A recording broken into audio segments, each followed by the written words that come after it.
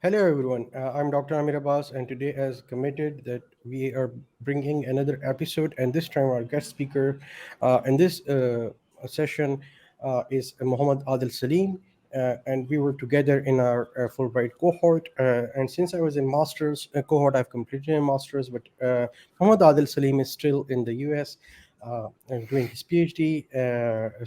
First of all, Adil, welcome to our channel, and I would let you to introduce yourself. Thank you so much. Glad to be here. It was a long due, uh, and thank you so much again for inviting me. Uh, uh, I'm Muhammad Adil Salim. I am from a small village in Charsadda. Um, my early education was in Charsadda, in my hometown, Lucky, and then I moved to Peshawar, uh, Islamia College at school from fifth grade, then Islamia College. Then I did my BS in biotechnology from University of Peshawar. Then I did my MPhil as well from University of Peshawar. During my BS, I was selected as a global U grade exchange in an exchange program. That was a life changing experience. I went to Shawnee State University here in Ohio. That was my first visit to the US. And then after my MPhil, I worked for a little bit in Pakistan in Seacoast University, uh, which helped me a lot to prepare for the Fulbright application. And then since 2019, I'm here in University of California, Davis, pursuing my PhD program in microbiology. Okay, so how is the weather there?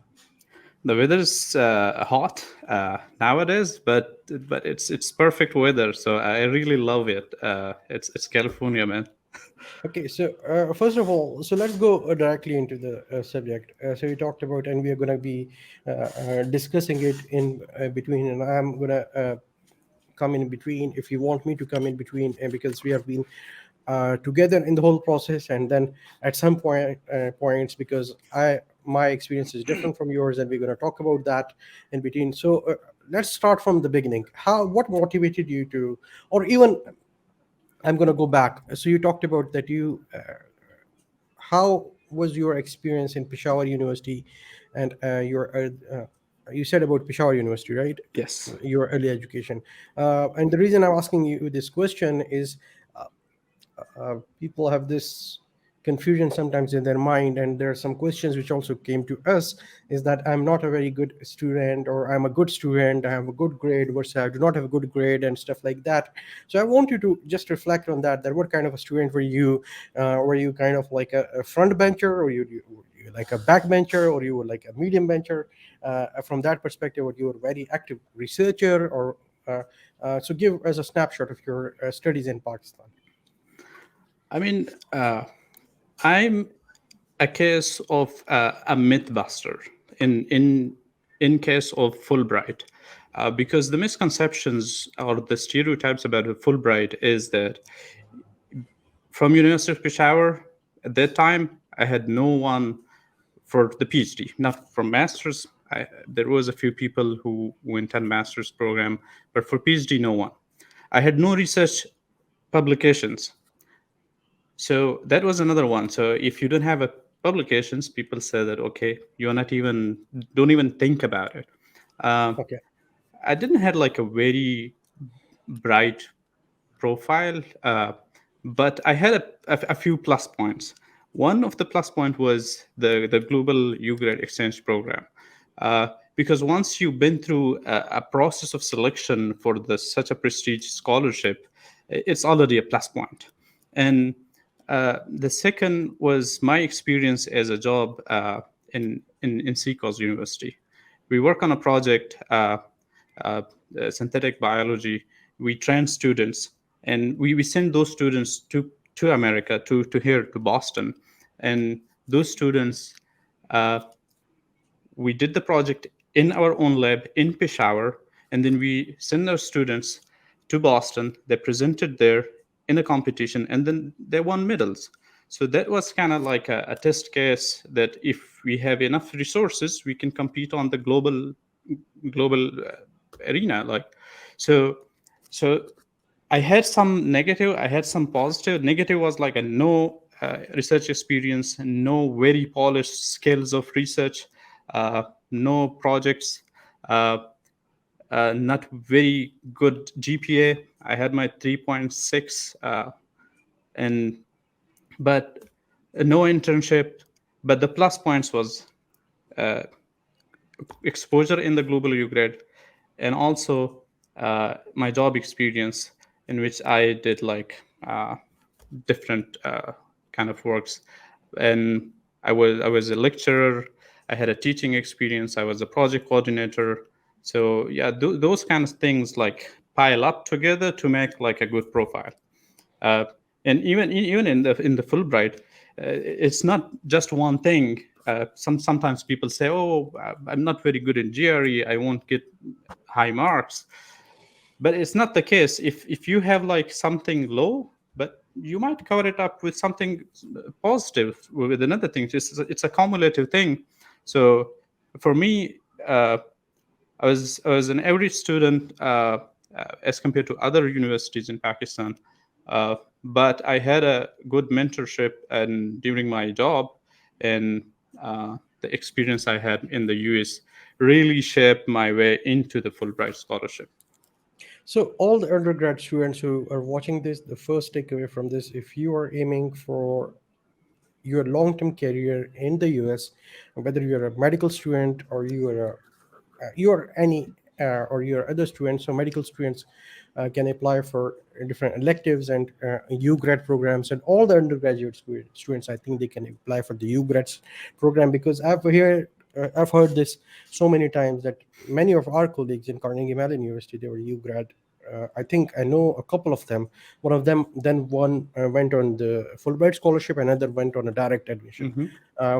for their own reasons. But I think that is something which I hear quite often, that once you get into a UGRAD program, that first of all motivates you a lot. It expands your vision.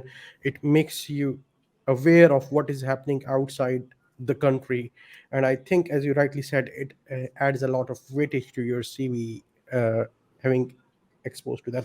So then, my next question is that, Adil, at which point in time you decided that you were going to go for, or you're going to apply for Fulbright?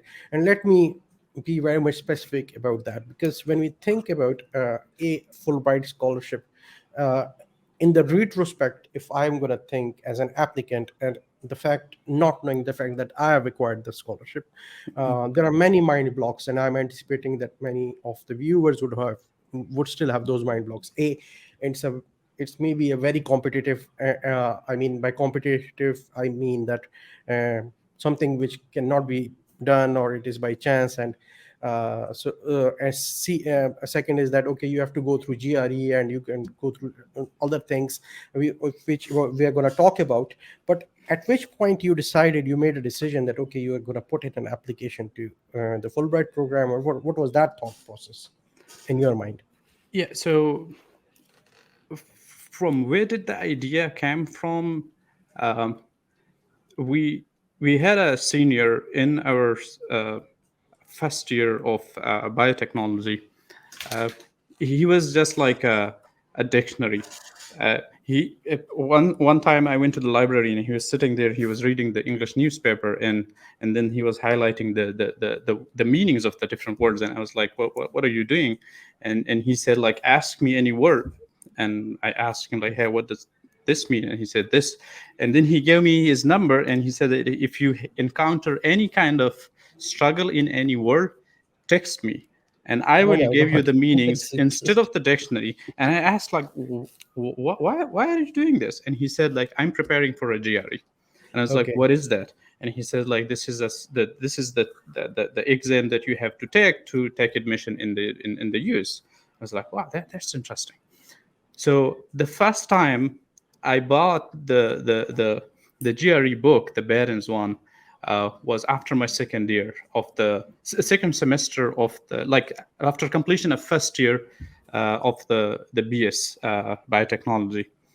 Uh, but then I was practicing the words and stuff, but in the meantime, I started reading English novels and stuff just to improve my vocabulary, because memorizing words was like not a very good approach in my opinion, because the retention time is very low. Uh, so that was the beginning that I was like, okay, man, you have to learn English, and it's a long term game. And then after fourth semester, I came to the US, and then I realized that, oh my God, this is the real education. We're wasting our time in Pakistan. Like, what was our routine? Go to the class, take notes or whatever, just come back, watch movie, enjoy the dinners, and that's it. And when the time of exams, you just have to like cover like a very small portion, like a very small curriculum, and that's it. So I went to Harvard, to Boston, just to visit Harvard University, because it was my dream to see it. I went there and I was like, hey man, I need to come here. I need to come here for studies, I need because to come to a real university, not like a yeah, because photocopy of the university. yeah, because like what I experienced here, like for example, I took a course in biotechnology. I'm not taking a dig on any university in Pakistan, but this is the reality, and I'm just telling the truth.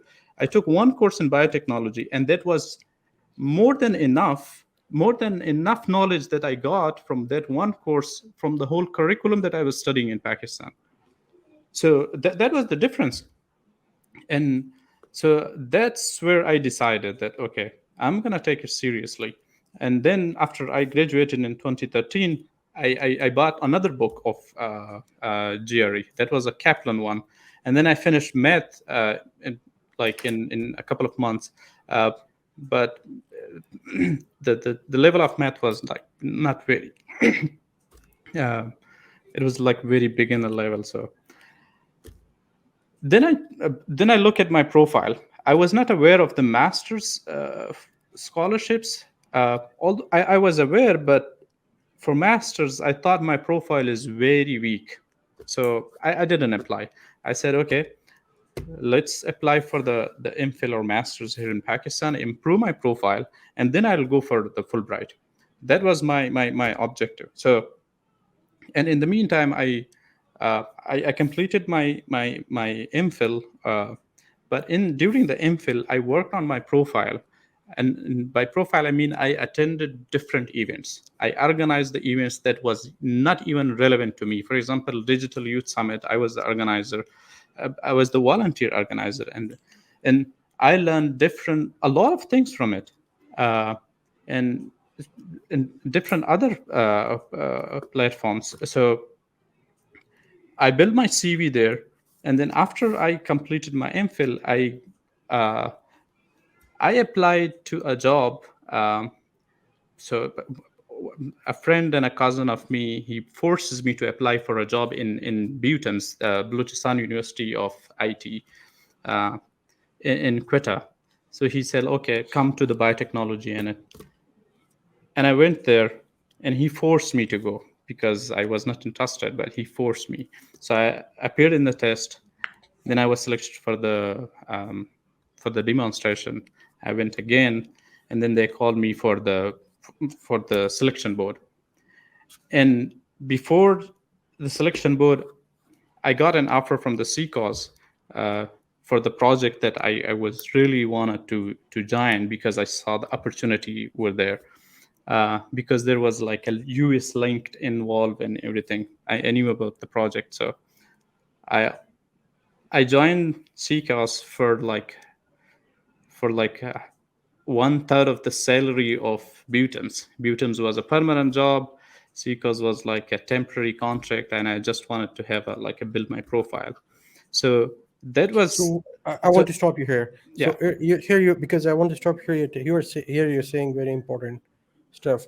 I mean, traditionally, everybody's dream in Pakistan is to join a permanent pensionable government job where you have to practically do nothing and get paid for free. But you compromised on that. You're saying with the what 1/3 of a salary Yeah. in C cost, and just with the aim to to build your profile. So that speaks a lot. I mean, like, you compromise on a lot. And you ask me, the traditional elders would have said that, what we Yeah, yeah, you can like in Pashto they will say that, what are you doing, man? yeah. Like, come on, you're just like hitting a hammer on your like kulare हुए क्या ना, Uh, uh, what do you say, in Pashto, so okay, you can continue, but I just yeah, wanted to and emphasize on this point. uh, yeah. So when you emphasize on that, so I would share another sacrifice too. Uh, I got a ETC Indigenous Scholarship twice in the meantime, and I hid that information from my supervisor in University of Peshawar because I knew if I shared this news with her, she would force me to avail the scholarship, and uh, because they don't have much funding for the hmm, research. So if you're an indigenous scholar, your research funding will be used to buy the chemicals and stuff for the other students as well. hmm. The indigenous scholar is like is a golden opportunity for them. So I hid that information, and I was totally focused on Fulbright. So my friends, they would argue me, "Hey man, you're wasting your life. Why don't you apply somewhere else?" And I said like, "Hey, I will try one time, at least to the US. If I fail, I will just try to Another thing, Europe or some other parts. other Like, things, yeah, yeah. yeah." And then I applied in 2017. I was selected for the interview, and then I couldn't make it in the interview. In 2018, I applied again, and that time, luckily, Alhamdulillah, I made it. So that was like the whole journey of how I decided to be like a Fulbright scholar. And one important thing that I attended a workshop from the US Education Foundation in Pakistan about the Fulbright scholarship, and they asked us a question at that time, that what do you think about like how many universities are there in the US? So the roughly estimate was like around 5,000. And then she asked again, how many Pakistani students are there? And she said like almost 6,000. But then she asked another important question: what do you think, like where are these students placed? And she said like they're not placed uniform. They're not even like in 100 universities, like distributed in 100 universities. They're like placed only like in a few universities. Like if you combine all of them, that would be like total of 30 universities. And then she said, why are you leaving the opportunities of so much universities in the US that you can apply through Fulbright or through direct admission or other opportunities? Here, we're going to delve into deeper details about, and then we are going to, first of all, make a timeline of different application processes, and then we're going to go in details into each of the step. But here, an important decision dichotomy that comes is whether you want to apply. Okay, you have made your mind that you are going to apply to US. Now, an important decision dichotomy is that whether you're going to apply directly or you're going to apply through Fulbright scholarship. So how was that, or were you aware of the direct opportunities versus the Fulbright opportunity, or you were just focused on the Fulbright? What was your case? I was just crazy about the name Fulbright. Uh, Okay. uh, I knew about the direct admission, uh, but I was realistic. I was so pragmatic that if I don't have research publications, I would not get into the pool of the direct admission, even shortlist. And my GRE score was not like very high, so that they would even consider me for like a good universities. The good thing about the Fulbright is that you can even get into a good school with low GRE score, because when you have funding, uh, then even big schools are like okay to welcome you, even when your profile is like a bit weaker than the other students in your cohort. So uh, I was aware, but I really wanted to be a Fulbrighter because it speaks for itself. Yeah, I mean, if many people do not know internationally, when you talk about somebody, I mean, I don't want to take aside from our main discussion, but somebody contacted me from LinkedIn from Korea, I think South Korea, and he was like, he was a Fulbright scholar as well, and he said that in South Korea, Fulbright scholars are very well prestiged, and would you want to join our company? Because if I tell to them that I have Fulbright scholars from around the globe, then my company will get a lot of funding. Yeah. So that is something which I mean, you add a lifelong achievement. You're apart from, you will be a PhD, and then you will be a Fulbright scholar. So both of them, and then you will be the alumni of the US university. So you Yeah. kind of three major achievements on and your belt when and you get. that's because we're coming from Pakistan, and Pakistan is like a brand conscious country. Uh, so sometimes I talk to people and say like, hey, uh, even if you get a PhD from like a very high rank university in China, Hmm. but if you have like another applicant who has a PhD from like a 2,700 ranking university in the US, who would you prefer? And he said like, I would prefer US one. So it's not like the merit. It's just like you're a brand conscious person. So that's the reality of our country. So and that's how you make like life easy for you. Yeah, so we're gonna give our listeners or our viewers one piece of information, that what is the difference between the direct admission versus the Fulbright application. In Fulbright application, whether you go for a master program or the PhD program, from you have to stay within the country for 2 to 5 years, depending on which program you go. Whereas in the direct admission, you can stay within US. So that is one of the major strings which are applied, which are attached to that. So whenever you are applying, uh, uh, when we say that direct versus Fulbright scholarship, so that's the main question whether you are asking yourself is whether you intend to come back to Pakistan or not. Uh, I Yeah, mean, do you can I want to add add something? something to Yeah. that? So the downsides of the Fulbright, it's not downside, but that's the reality of the program, is that you, uh, so the pros is you have funding for everything. The cons, and I'm talking about the cons. You only get visa for 2 years at once, so that's tough. You cannot get Even for PhD? even for PhD. You only get visa for two Okay. years. Then you have to come back. If you don't want to come back, that's fine. But if you want to come back, you have to renew your visa, and that's another issue because they sometimes refuse your visas or put you in an administration process. So you only get 2 years, and even then you will get 2 years, not more than that. Um, and sometimes you only get for 1 year. It depends on the your dear's 2019 expression. Uh, the other thing is that you have to come back after the completion of the program to Pakistan and complete your 2 year time. Uh, for the direct admission, there is like the OPT, which is like the you can work for 36 months in PhD and 18 months in masters after completing your program. So you can work here, you can build your profile, you can go back. If you got an offer, you can join it. But Right. in Fulbright, you cannot avail the offer even if they offer you uh, like a job. And the other thing, because you have to complete that like 2 years restriction. The other thing is that in Fulbright, everything is covered, but your stipend is still low as compared to the other students. Um, so yeah, those are some of the cons that you need to be aware of when So you're deciding. let's go into more details of that right now. So we're talking about cons and then talking about pros, because I mean, this is something which I want to communicate to many people, which many people do not know.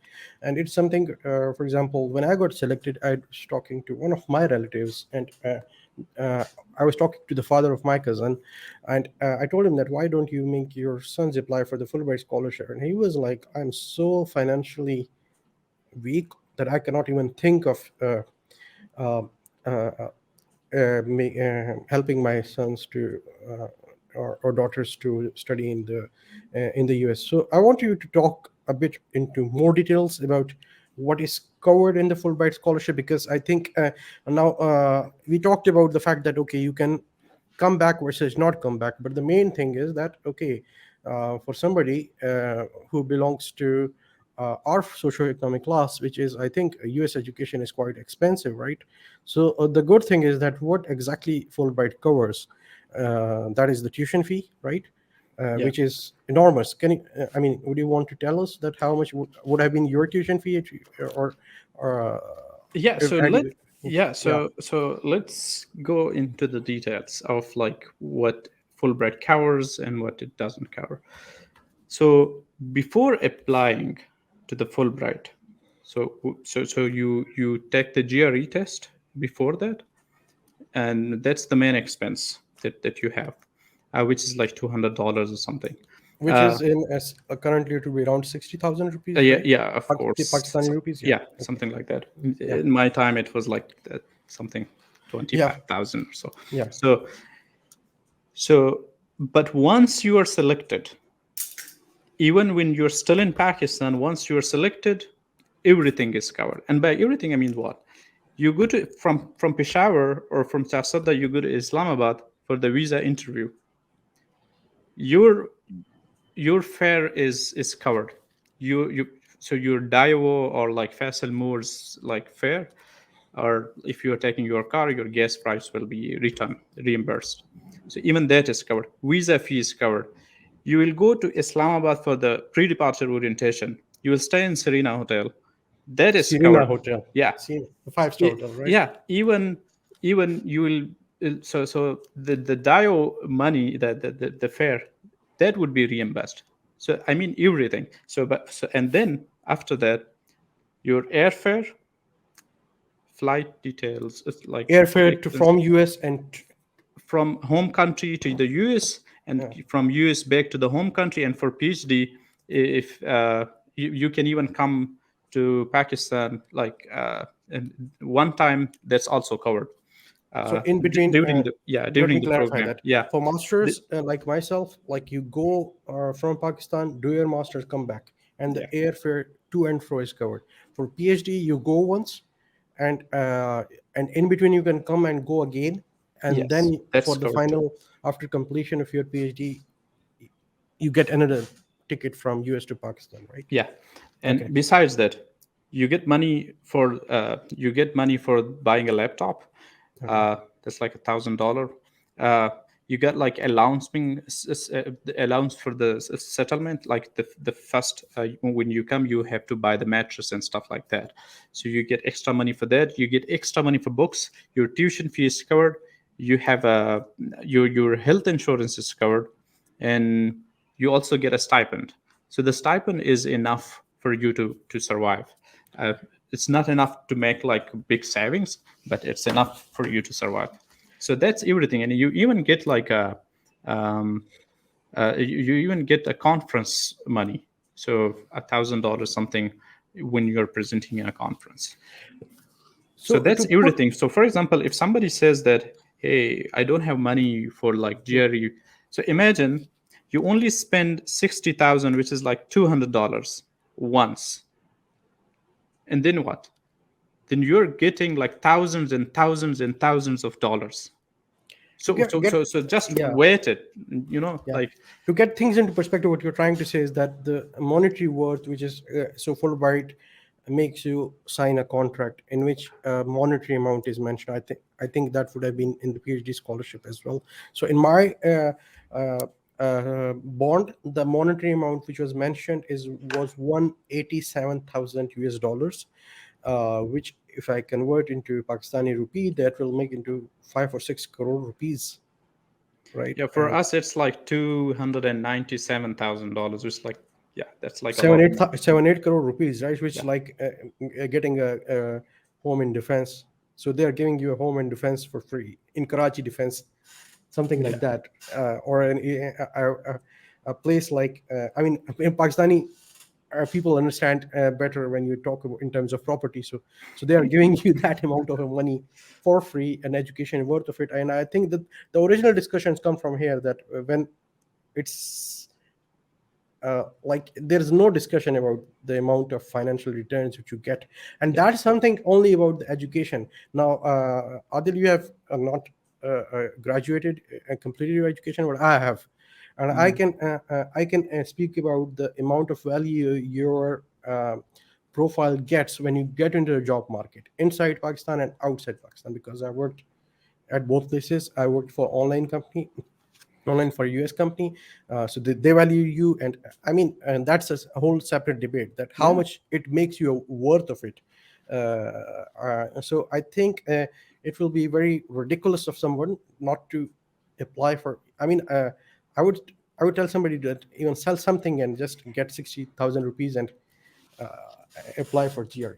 Okay. The GRE discussion is one of the big fears for the Fulbright scholarship, and I know a lot of people. I have like a very big pool of like sample size of the GRE discussion.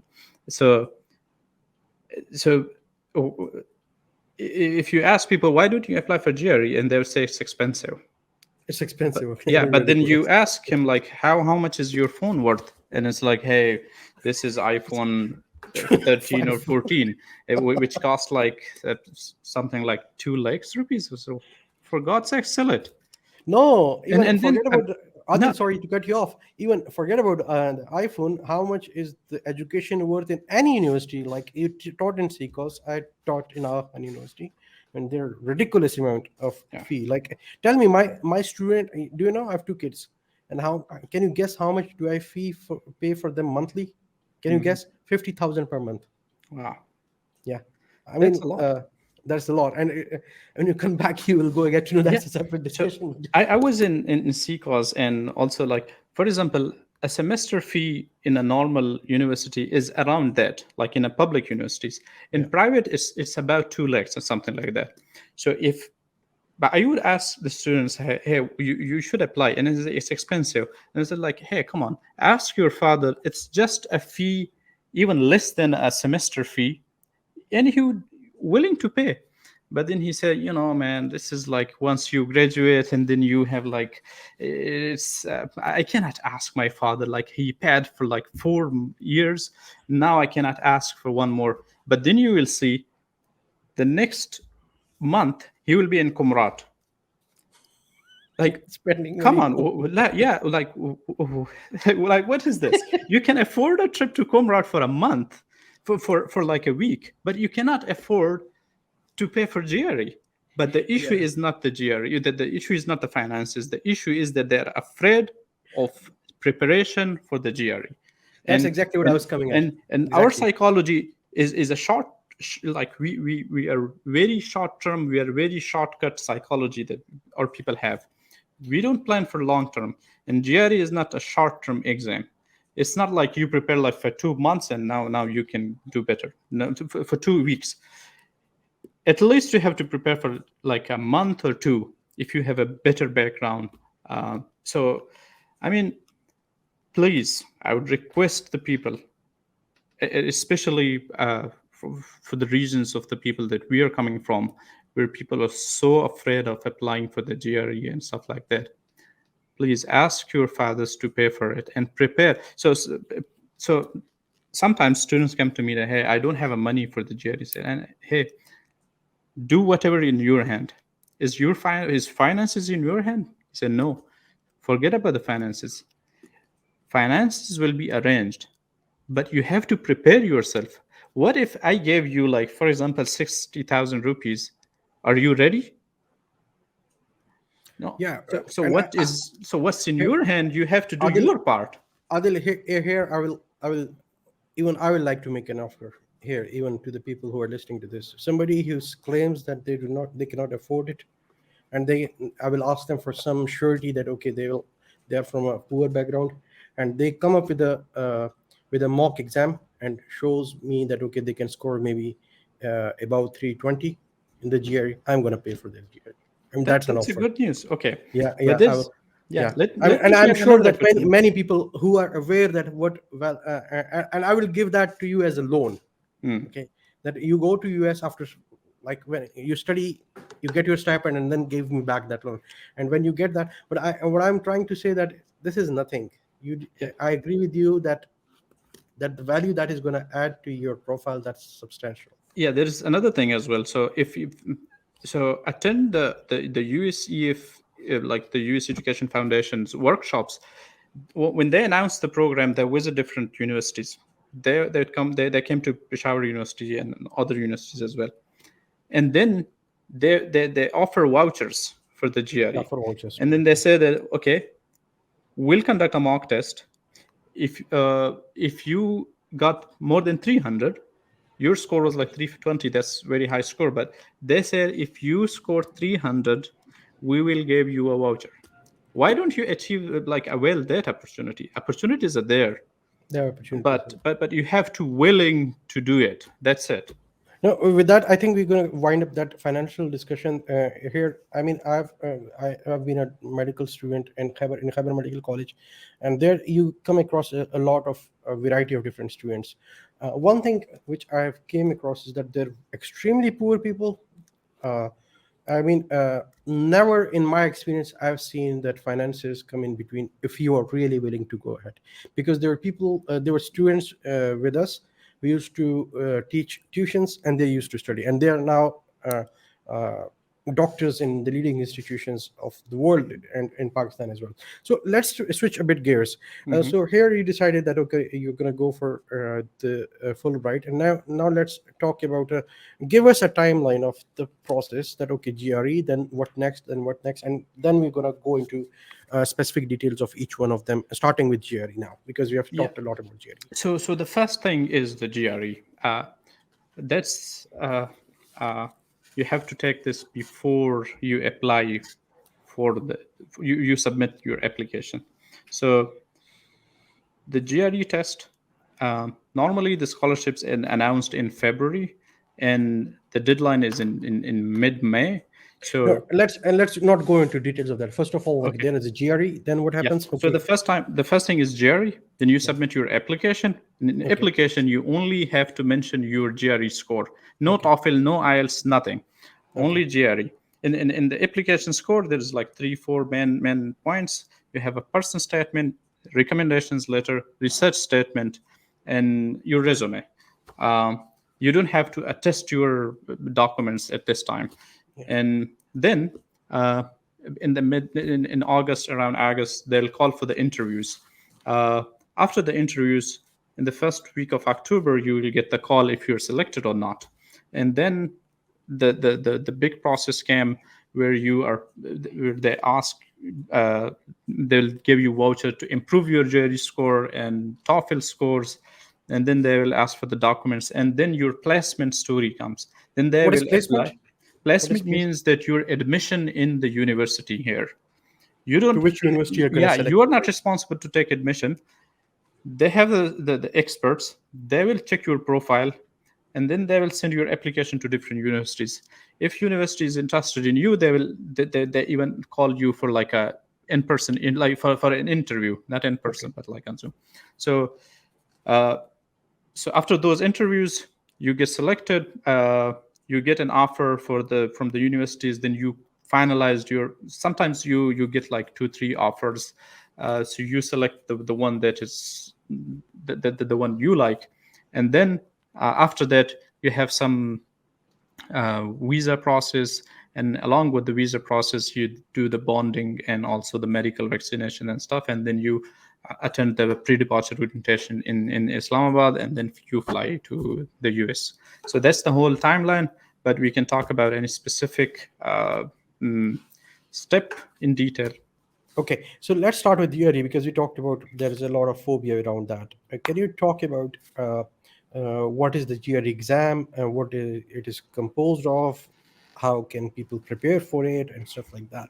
And how was your experience? Yeah, so in a broader perspective, GRE is not an exam which tests your English or your math. GRE tests your critical reasoning, critical thinking, logical reasoning. That's it. and your comprehension, if you can understand what's in there in English. So sometimes, so first I'll talk about the phobia. If you talk to the literature people or the social sciences people, they're normally good in English, but they would say, "Hey man, I cannot do math." Yeah. But who asked you to like focus on math? Just take like a few marks. You will not be evaluated on the best of the scores on your math section. You will be evaluated on the best of on the scores you get in the English section. So And one more point to add to you is that the maths is when it comes when somebody talks about maths, we also have to be cognizant of the fact that the maths is that of the concepts are from the what we call as the high school, right? Though they are a bit advanced and they are asked in a different way, yeah, but the essential theoretical concepts come from there, right? I yeah. mean, it's not that something which all of us would have studied that. That's what I'm talking about. Yeah, so just to clear it up, the high school means the high schools of Pakistan. Pakistan high school, yeah. Yeah, because in high school here, like it's 12th grade is Yeah, called the it's high 12th school. grade. So, but what you're talking to is like metric level or ninth grade, and it's the same thing, ratio, proportion, or all those stuff, like a little algebra. But you have to solve it in a way, in a very logical way, and there are resources for that. So there are three sections: one for math, another one for English, in which you read different passages and then you answer questions or like fill in the blanks and stuff like that. So and the third section is the essay section, in which you give arguments about proving a point, or like writing an essay about a topic. So these are the main things. But as I was talking to you, that sometimes the social sciences people are afraid of math, and that's why they don't apply. And the engineering people, they're afraid of English, and that's why they don't apply. So I mean, you have to understand that you will be based on the, like, you will be evaluated based on your respective fields, and resources are there. Magoosh have a lot of resources.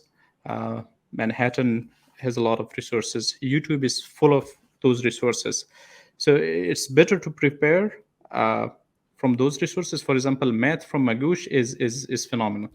You can just download or buy subscriptions if you want to, and just practice it.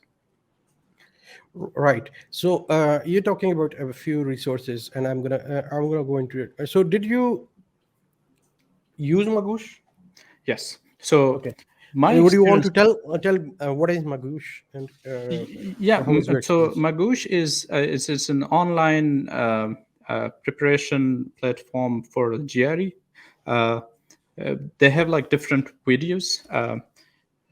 So they start you from like the beginner value, like multiplication, division, like that value, that level, and then uh, so yeah, that's a good one. So you make a profile. For example, if you want to buy it, you make a profile and then you study all the material, and then you have exams. You practice the exam within the time, like in a real exam environment. Because the one thing that is very important in the GRE is that calculating the problem is not is not required. Calculating or finding the answer in an allocated time, that is the most important thing. You will do all the calculations if I gave you like an hour, but you won't be able to do it in the specific amount, which is like 35 minutes for 20 or something, 20 questions. So you have to practice in time to be prepared for the exam.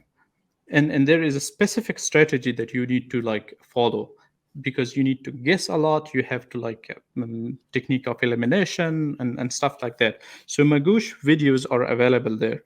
And in Pakistan, people don't care about like the rights and stuff, so you can download it from the torrents and just learn from it. And they have like they have videos. Then they have 8 strategy books, small ones, for math, for English, for each one. And then after studying those 8 books, you'll now know all the basics. You know the strategies, you know you have covered everything. Now it's time for practice, and then they call it like the 5 pound GRE book. Then you can practice on that, and the more you practice, then the more the better. But if you want to practice on the online subscription version, you can, so they tell you that, okay, your linear algebra is weak, your probability is weak. So then you can ask them, hey, design an exam for me and give me like 20 questions from probability. So then they'll give you like those questions. If you ask them, hey, I'm weak in the English section, where the vocabulary section, give me 20, design me an exam only on those questions. So you work on your weaknesses there in an exam environment. And there are other resources as well. Scholarin is a Pakistani guy who have gathered like the original Who's a GRE. Fulbright alumni as well. Yeah, his name is Faisal.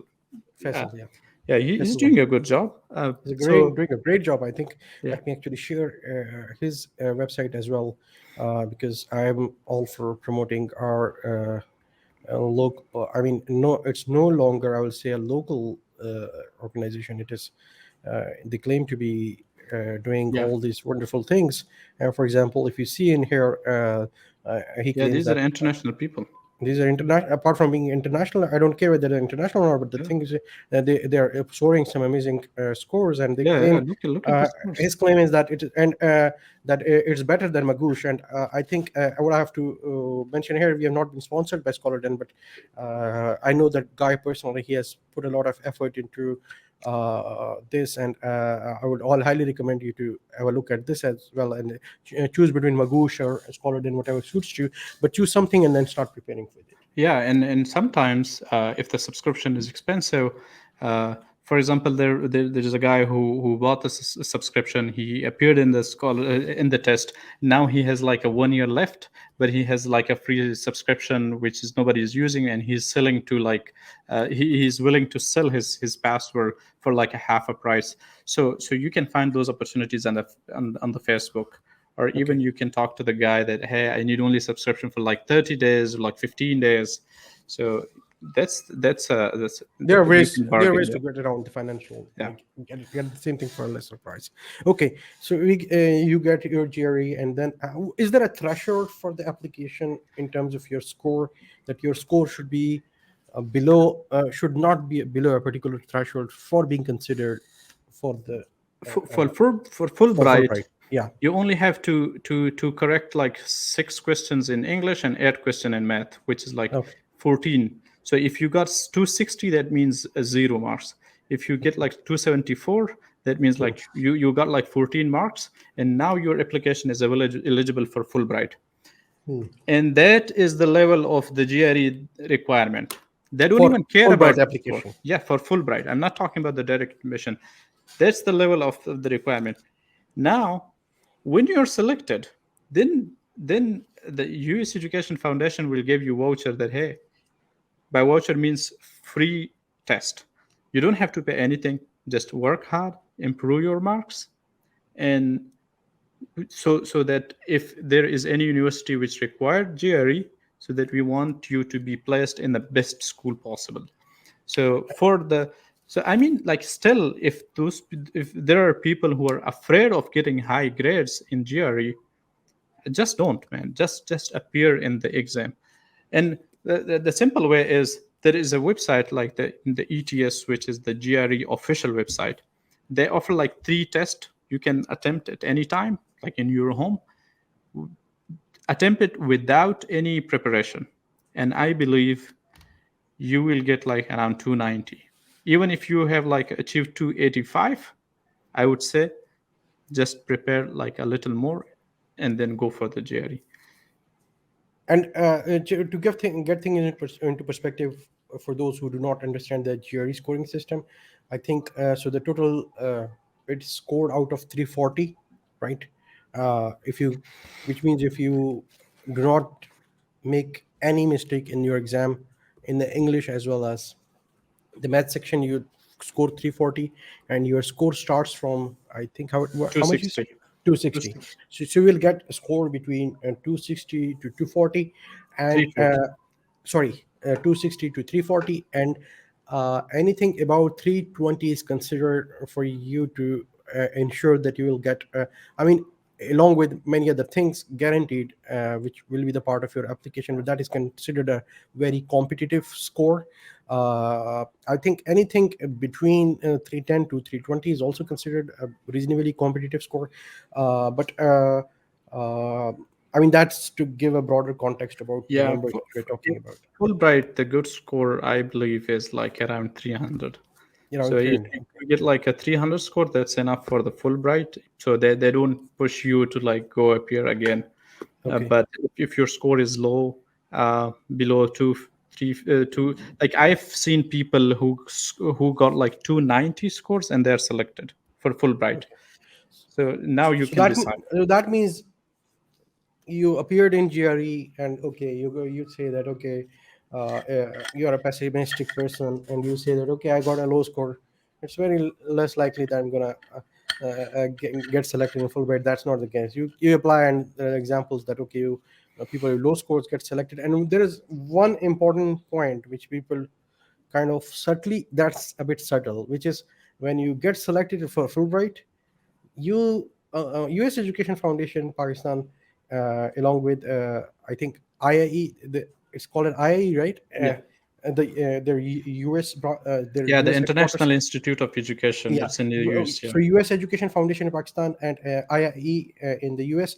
In combination, they're going to try their best that you get admission into at least some university in the US. Which, if I clarify, is that if you get selected in Fulbright, that is almost a guarantee that you will get admission into some of the university in the US, until you do not want to get an admission in the Yeah, US, of right? course. And Until even you say explicitly that okay, you yeah, start appearing in the process, or you start doing what you're followed. But that is something, and that's I mean, that was very easy for me, because I'm kind of like okay, now you will do this, and then you will do this, and then you will do this. I'm kind of okay, you outsource something to the US Education yeah, Foundation, right? And they're like your tuition guide. Like in schools you used to have a tutor, right? And hmm, they used to take the tests, and they yeah, used to now today you will have the test of this chapter, and then this chapter, and this chapter. I used to be a person like that, that I was never good at studying on myself. I have always had that stake. So US Education Foundation will always be the stake. Okay, they will analyze your profile, that okay, your profile is weak. As Adil said, that okay, if your GRE score is low, they will just tell you that okay, improve your GRE score, etc., etc. So going back in the process, you appeared in the GRE, you got your score. The next, what is the next step? so the next step is prepare the application. Uh, Okay. So there is one. what is the application components? Yeah, so before going to the applications, there are one like slight technical information about the GRE score. So, for example, if you are interested in applying for any direct admission to any university, you know that you should know the code for that university, because when you take the test of GRE, you submit that code, so the GRE organization will send your score directly to that institute. Even like if you are applying for a Fulbright, so the Fulbright and IIE have two codes. So if you're planning for the Fulbright, you submit those two codes at the time of admission to send your scores to the Fulbright organization. And if you And do not do that, you will be charged at the time of, I think your score is sent to some of the universities for free. And if you skip this step, then you have to maybe pay some 10 or 20 extra yeah, dollars per $20. Yeah, $20 per university, yeah. So or per recipient. if you do it the time of the test, they'll send to 4 or 5 different universities for free. But if you do it afterward, they'll charge you for like $20 a university. Adil, at that point, I mean, these things sound very unimportant for me. I mean, if I recall at that point when I'm in tense and I'm taking my GRE exam, and I think this thing comes either, Right I think after at the the you complete. after the time, and you are just waiting that because another interesting thing about the GRE is that you just attempt it and your score is on your screen, right? Yeah, And it's at the point where okay, you have attended the exam, and then you're waiting for the for the results, and in between you have to put in the codes. I think that's Yeah, I how think I recall. something like that. Yeah. And at that time, this thing is least of your concern, right? Yeah, you just skip it. And then like, come on, I'm interested in results. Results. I'm just what I did, right? So Yeah. that's very important, because I recall that I was so tense. I was like, okay, I mean, like, just get away with. I don't remember what I did. I think I asked for help, because the Prometric Center where they take the exam, somebody helped me there. So if you're taking exam in the US Education Foundation Prometric Center, they know that at some point you will apply for GRE. So they will come and they'll tell you, hey, if you're applying for GRE, these are the codes that you have to enter. But if you're taking GRE in somewhere else, so they're Yeah, not you lose sure track. whether you apply Yeah, for the Fulbright or not. So they'll just don't care. yeah. So Okay. yeah, so coming to the application, so application had like 5 very important sections. One is the person statement, the another is the research statement, the third is recommendation letters or the reference letters, the 3 reference letters. uh, Fourth important point is your resume. Fifth one is your selection of the universities, and the seventh one is the GRE score that we covered, and this eighth one or like the sixth one is that your verified documents that you need to have, like not from HEC but at least from your own university or like something like that, but that's not very important. So uh, are we gonna go deep into Yeah. the person Yeah. statement? So So the yeah. most important one is the person statement. So in So what like is a first of all? I think so. Let's break it down. The personal. So we talked about personal statement and research statement of research, right? That's what it is called, if I yeah, remember it no, correctly. research, yeah, research statement is a different one, person statement is So there are two essays which we call yes. as the there are two essays. One is the personal statement, and what is the research statement, and there are three letter of recommendations, and then the selection of the universities, right? Uh, Now let's talk about the personal statement and the research statement. Okay, so I'll talk about the person statement first. Okay. So the person statement is a statement of your life story in which you introduce yourself, in which you introduce your interests, your vision, your career goals, and it's not just like listing them, but you make a convincing story, a convincing case that hey, this is me, I'm coming from this background, I have these skills, and this is what I want to do. And that's where the US come from, like that's where the US come in the picture. I want to go to the US so that I can perform or achieve these goals, like US will help me. And then when I come back, how, like this is how the Fulbright experience will help me to develop or to gain my goals here in Pakistan, and how would they be helpful for the people of Pakistan. Because remember, they gave the funds for the development of Pakistan, not for the development of the US. So They want you to come back. yes. So that should be the part of the story. Yeah, and you shouldn't miss that. If you miss it, that's like, so they give you like No. 4 or 5 questions. The 4 or 5 question is like, what is your personality, your background, what is your career goals, how is the US help you in like in your careers, and how will this experience benefit the US. Those 4 are like the basic things. But now, how to like address it? So for example, I'll give you one kind of approach, you will have another approach. It's a very subjective, people have different approaches. uh, but some of the things are very basics. So remember that this is a very, like, you're trying to convince someone. So if there is no convincing, then it's just an essay with like no, like you're trying to, like, this is your pitch, that hey, buy me, I am the product, you're selling yourself. Hey, buy me, I have this experience, I have done this, I want to do this, and this is how US will help me, and this is how I will help my country back when I'm back. So you're selling something, so you have to do a lot of convincing. And how would you convince? So through logical reasoning. And the most important thing is you have to have a clear vision of your life, a clear goal, that why are you, so everything starts with why did you, so there's a few questions that you need to answer. The first one, why did you selected the field that you are studying, right? What was your motivation for this field in the first place, right? For example, if you're studying data sciences, why did you start it? Like, why did you decided that I am even going into this field? For even your BS, if you're a biology student, if you want to go into the cancer research or something like that, you have to present a kind of a story or a convincing argument that this was my motivation.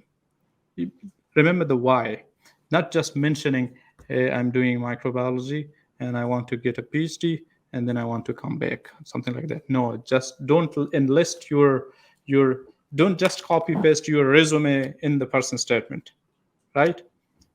Make a case. So start with what inspires you, like as a person, right? As a person, what inspires you, what motivates you, what is your life objective, right? What, why did you like, everything starts with the why did you select this specific field, what was your motivation, why do you want to go to the US, right? Like, why, so for example, there was a guy who was applying for the US, and then in the interviewer asked him, like, why are you going to the US, we have resources in Pakistan for the specific field. You have to be very clear about this, like why you want to And go you to have to be US. very specific. You cannot be vague about it, right? Yeah, yeah, you, Okay, if so somebody says exactly, like for example, you will say that, okay, this is what is present in Pakistan, but at this level it ends in yes, Pakistan, and from there I want to study this thing in that advanced way, and then I want to bring it, that skill, back to Pakistan in this way. yeah, So that's what you need to be very specific yeah, about. so the clarity is very important. So the first and the most important thing, your vision should be clear. You should be very clear in communicating that, to make a convincing case, make a story, a personal one, anything like that. So I can give you, like, for example, some example, like you can say that I selected biotechnology by why, right? The why is important.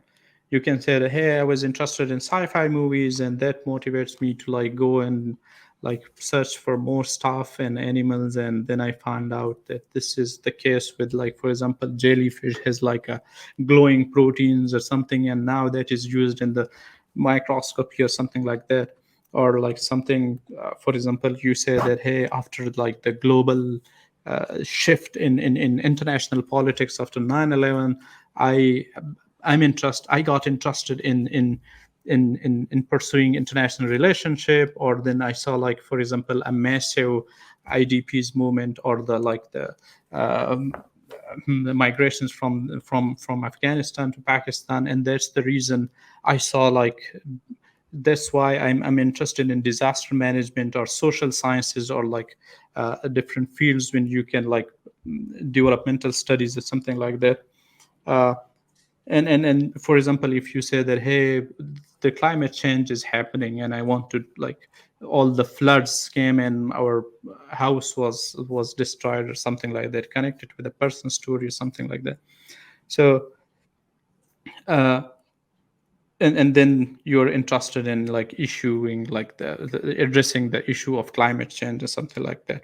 uh, so you can make the case. And one of the most important thing is like your first paragraph.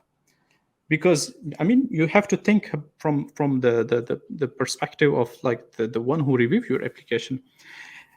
So just imagine you have a bundle like this. You have like thousands of scholarships, thousands of applications. You have at least 1 minute to review the personal statement. 1 minute, 1 to 2 minutes, right? And this is from the person who reviews the application. So this is like the first and explanation experience. And he said, like, we go into the application, and when we look at the start, if it's interesting, if it catches our eye, that's the moment. then we're compelled to go and like read till the end. If the start is not convincing and everything is just crying about his background, that hey, I'm very poor, I'm from a very poor background, everybody is selling their poor background, you should be different, because those people are like reviewing thousands of applications, everybody is saying I'm poor, I'm from poor 99% background. of Pakistan is poor, right? Yeah, Even we're so still poor. everybody is making the same argument, you have to be Yeah. different, Yeah. right? I mean, one thing, if I stop you here, like, okay, I mean, we came from a very humble background. So issue is that, okay, this is an accept. It's we are not trying to say that this is not an acceptable background. Yeah. This is not an acceptable argument. But the point is that, okay, you came from a humble background, and then what did you do in Pakistan? Okay, like for example, I think Adil can also speak to this. But when I was making my case, I was like, okay, I belong to Kohart and a village from Kohart, and then I did my MBBS from the one of the best, the best medical colleges in Pakistan, and then my master from Aga Khan University, the leading institution in Pakistan. So now what I'm gonna do is that excel and build on the base of that. So okay, now here you're making a point that okay, I belong from a humble background and I struggled and did something within the country, right? And now I want to go to US. I mean, Yes. I do want to, sorry to cut you off, but I just wanted to add to that. No, I mean, look, if that's the genuine argument, I'm not saying don't use it, use Yeah. it, and but you have to be genuine, because you will defend the same person's statement in your interview. So, for example, if you written that I'm from a humble background, and then they ask you where do you live, and you say F6 Islamabad, Yeah. Or defense Karachi, yeah, right? that's not the truth. So uh, even if your ancestors are from Waziristan or something, but that's not the truth then.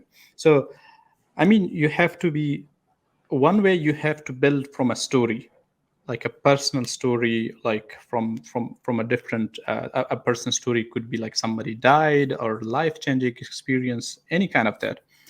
Another approach is that, for example, you are futuristic, and for me this is important, because if you read more, you will know what is the future fields, and people want to invest to make the future better. So, for example, like you cannot make a person's story about artificial intelligence. You cannot say that, hey, I have like my mom, he was dying or from something, and then artificial intelligence came and it saved them, and that's why I want to go. No, you cannot. You have to be very futuristic about it. And so you say the future belongs to the artificial intelligence. Now we are having a lot of data. We have big data in from genomics, from other areas. Now we need like we have to be experts in artificial intelligence. We don't have like much institutes in Pakistan who can like offer good courses about this. So something futuristic, for example, if you want to be like a astrobiologist, there is no astrobiology in Pakistan, right? But there might be like uh, I know a couple of people who work in astrobiology in Pakistan, but that's like one or two people in the whole country. So that means that you need to get some experience from the US and then go back and join that team. Uh, in the case of synthetic biology, in case of something like that. So if you don't have a person story, you go and present the future opportunities of those fields, that hey, this is why I'm interested in, because the future belongs to those technologies. So the two approaches, the futuristic approach and the background approach, that you have some story and you can connect to. And so the first, you're coming up with a background about what motivates you to go into this field. Then you probably have like a BS degree, a relevant BS degree in that field. So then you can say that, hey, during my BS, I have did this internship, and I know I have all these skills in my arsenal. So now I have developed these skills, and now I'm interested in pursuing this area. then you present your like very briefly about your PhD research, like in a, because you have a whole essay to talk about it in detail. Here you only talk about like in a few lines that, hey, this is what I want, this is why I want to do it, this is what I have, these are the skills I have, and now this is what I want to achieve in the US. Then you have to like talk about the specific area that you want to work on in the US. uh, and then you say that, then you link it with coming back to Pakistan, that if you achieve this, I will be I will gain these skills, these expertise, and then I'll come and work in these sectors and contribute back. So, I mean, you have to be very convincing and clear in your personal statement. I think that's it from my side. If you have anything to I share think or that you have any questions. no, I think one thing which is coming to my mind is immediately, which were not there in our time, is the use of ChatGPT, right? I mean, I don't know. I have a take on that, and then I will say that, and that applies for personal statement, research statement, and then research of even reference letter as well. For example, you can tell ChatGPT. So what I can do is that I can put my CV there and tell ChatGPT to make it for me. Mhm. I would not do that at this moment because you don't know. There are AI detectors at this point in time. For something as serious as Fulbright Scholarship, I will assume if I don't know that what they are going to do for that, uh, I'm going to be cautious about that because I will assume that they're going to use the AI detectors to check for that, and anything which is found AI generated, I'm going to assume that they're going to reject that application right without even evaluating it.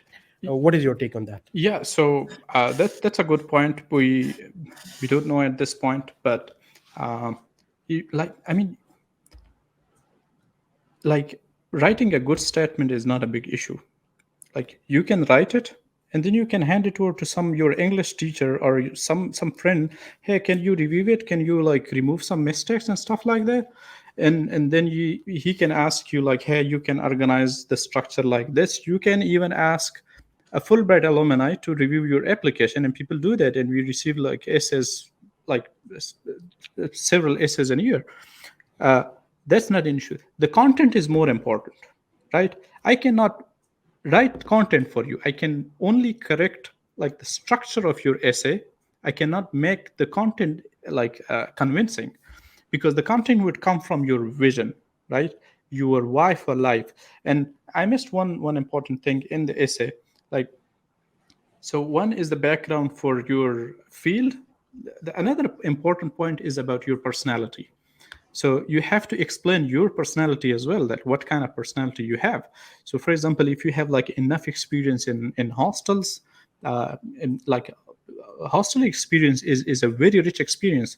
So in hostel you can develop your communication skill. In hostel you can like critical logical reasoning, leadership skills, interpersonal skills. You can adjust with other people.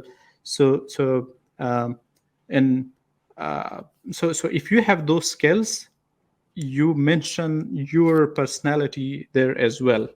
So this is your introduction. You introduce yourself, you introduce your field, you introduce your aims, and then you introduce your plans of like coming back One and thing stuff. which I would Y- yeah, y- yeah, sorry, just one thing. yeah. uh, I mean, instead of relying completely on ChatGPT and other like Bard or like Metal, like any AI tool, uh, I think you can use it in a very logical way. For example, there are other tools like Grammarly is a tool which you can use just to remove like any grammatical errors. If you have like any issue with the structure of the sentence, if there is confusion, the Grammarly can tell you that, hey, there is a comma, there's a dot, there is like spelling, and then there is like a structure issue. So you can use that instead of like relying on ChatGPT, that you can ask, hey, just write an essay for me about like the Fulbright scholarship, a person statement. So I mean, you have to be like the most important thing that we ask people to be yourself in the person statement. because you will defend the same person statement in the interview. Right. And one thing which I would add, and I think we can continue this discussion for the other sections of the applications as well, but put enough time to it. I mean, it's not like, okay, tomorrow is your application deadline at 5 p.m. and today you are making the first draft of your. I mean, that doesn't work like that. So, in my experience, or what I did, I think Adil will speak to that. But for personal statement and research objective, I would set 1 week only for this. So what I will do is that I will make one draft, and then maybe there were days, there are different ways where you can do it, but on some days I will just write one paragraph, or maybe I will revise it every day. But the way you do it, whether you make a rough draft and keep on improving over that, or you write one paragraph every day, that's totally everybody's style to write it. But the point which I'm trying to make is that it's not gonna happen unless you're something you have some outstanding writing abilities, that if tomorrow is your deadline and today you're making your first draft, all that is almost a guarantee that you're going to fail. What do you Yeah. speak to that, Adil? So I believe that writing is like not a big issue. You can get help from someone in any state. You can give it 1 week, 2 week, or 3 week, because and I totally agree with your point that this is the most important essay. This will decide whether you get like thousands of dollars or not, right? This is a Mil, life-changing statement. If this is a life-changing statement, you have to give enough time for it. And then I would go like a little back. Like for example, how would you say that you have leadership skills? If you want to apply for Fulbright and you want to address, like, as I said, the content is more important. If you want to prove that you have leadership skills, you have to do some activity in the past, like way early. You have to join some organization, you have to volunteer somewhere, you have to, if you want to improve your research skill, you have to join like an internship, something like that. You have to plan way before in advance. Once you have all these things, writing is not that difficult. And I would say, like, invest in time in advance to like design your vision, your purpose of life, and then goals that, okay, this is what I'm going to achieve for this goal. For example, for Fulbright, if I want to present my case that I have a good background in this area, I need to do this, like, then come back and then say that, okay, I need to do this internship. So for this internship, when will I do it? Then you focus, okay, in this summer, of like after fourth semester I would do this, after sixth semester I would do this, right?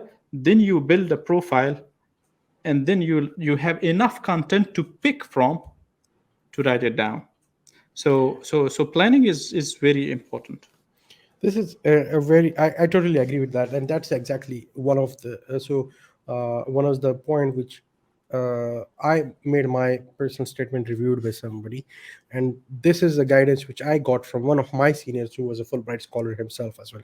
And this is what he said. I quote him that okay, you claim that you are something. For example, I claim that I'm a good researcher. It's not enough, right?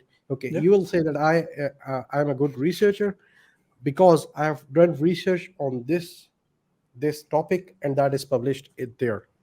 Or as you said that you are a leader, so I've led this organization in this capacity, and this is what is said about that. And another thing which he said, I think we can talk about that as well, is that your personal statement, your research objective, and your 3 letters of recommendation and your CV, they should make one continuous story, right? And Yeah. they are like as you said that you have to market yourself. So these are different stages for you. Okay, so as Adil said that the reviewer, what is going to happen to him? Okay, he's going to open it and okay, he's going to read one thing. Okay, that sounds convincing. Now if you come to a research statement and the letter of recommendations, you have to talk about something which is parallel but a bit different. I Yeah. mean, for example, you cannot say that I'm a good researcher in the personal statement, and then you are saying the same thing in different one, research objectives and all the three of letter of recommendations. No, what you're gonna do is that make all of it a continuous story, but you have to highlight some specific aspects in each one of these different places which you have which you have for marketing yourself. Do you want to add anything else to the personal statement so that we can move towards the research objectives? Um, I think that's it. Okay, so coming to the research objectives, what So I'm forgetting it. Is it called research objectives or is it called a research statement? What is it called? it's called research statement. It's called a research statement. Yeah. One of the one of the like advice I would have for the people is that develop your critical thinking skills, logical reasoning, critical thinking. Um, this is very important for this all these statements and essays and even in the research and stuff. So in research statement, so I talk about the person statement in which you highlight that, hey, this is why I'm going to the US to pursue like this topic. You only like introduce your topic, but don't go into the details specifically because you have a full statement here.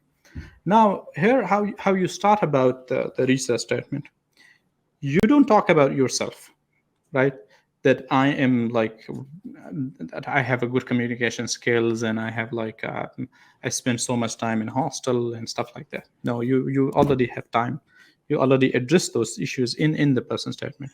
Now you will pick those one what that topic in the person statement that you mention about your future objectives that you will be working on in the US, and then you build the whole case here. How would you address, for example, if you have some specific area, you start with very broad from a very broader perspective, and you present a case with some statistics or some arguments that this field is very important, right? For example, if somebody is like in virology or something like that, he should say that, hey, we had a pandemic which killed like millions of people in 1 year, and with the climate change we are expecting more pandemics in the future. So the world is at risk. Now this is a very broad statement that you started with, but with a logical reasoning and some statistics, right? Then you come into the next paragraph and then you explain that, hey, I have a background in microbiology or biotechnology, biological sciences, or medical field, and I have studied these diseases. And I studied these diseases for this much time, and I have all these skills, right? Here you talk about the research skills in detail.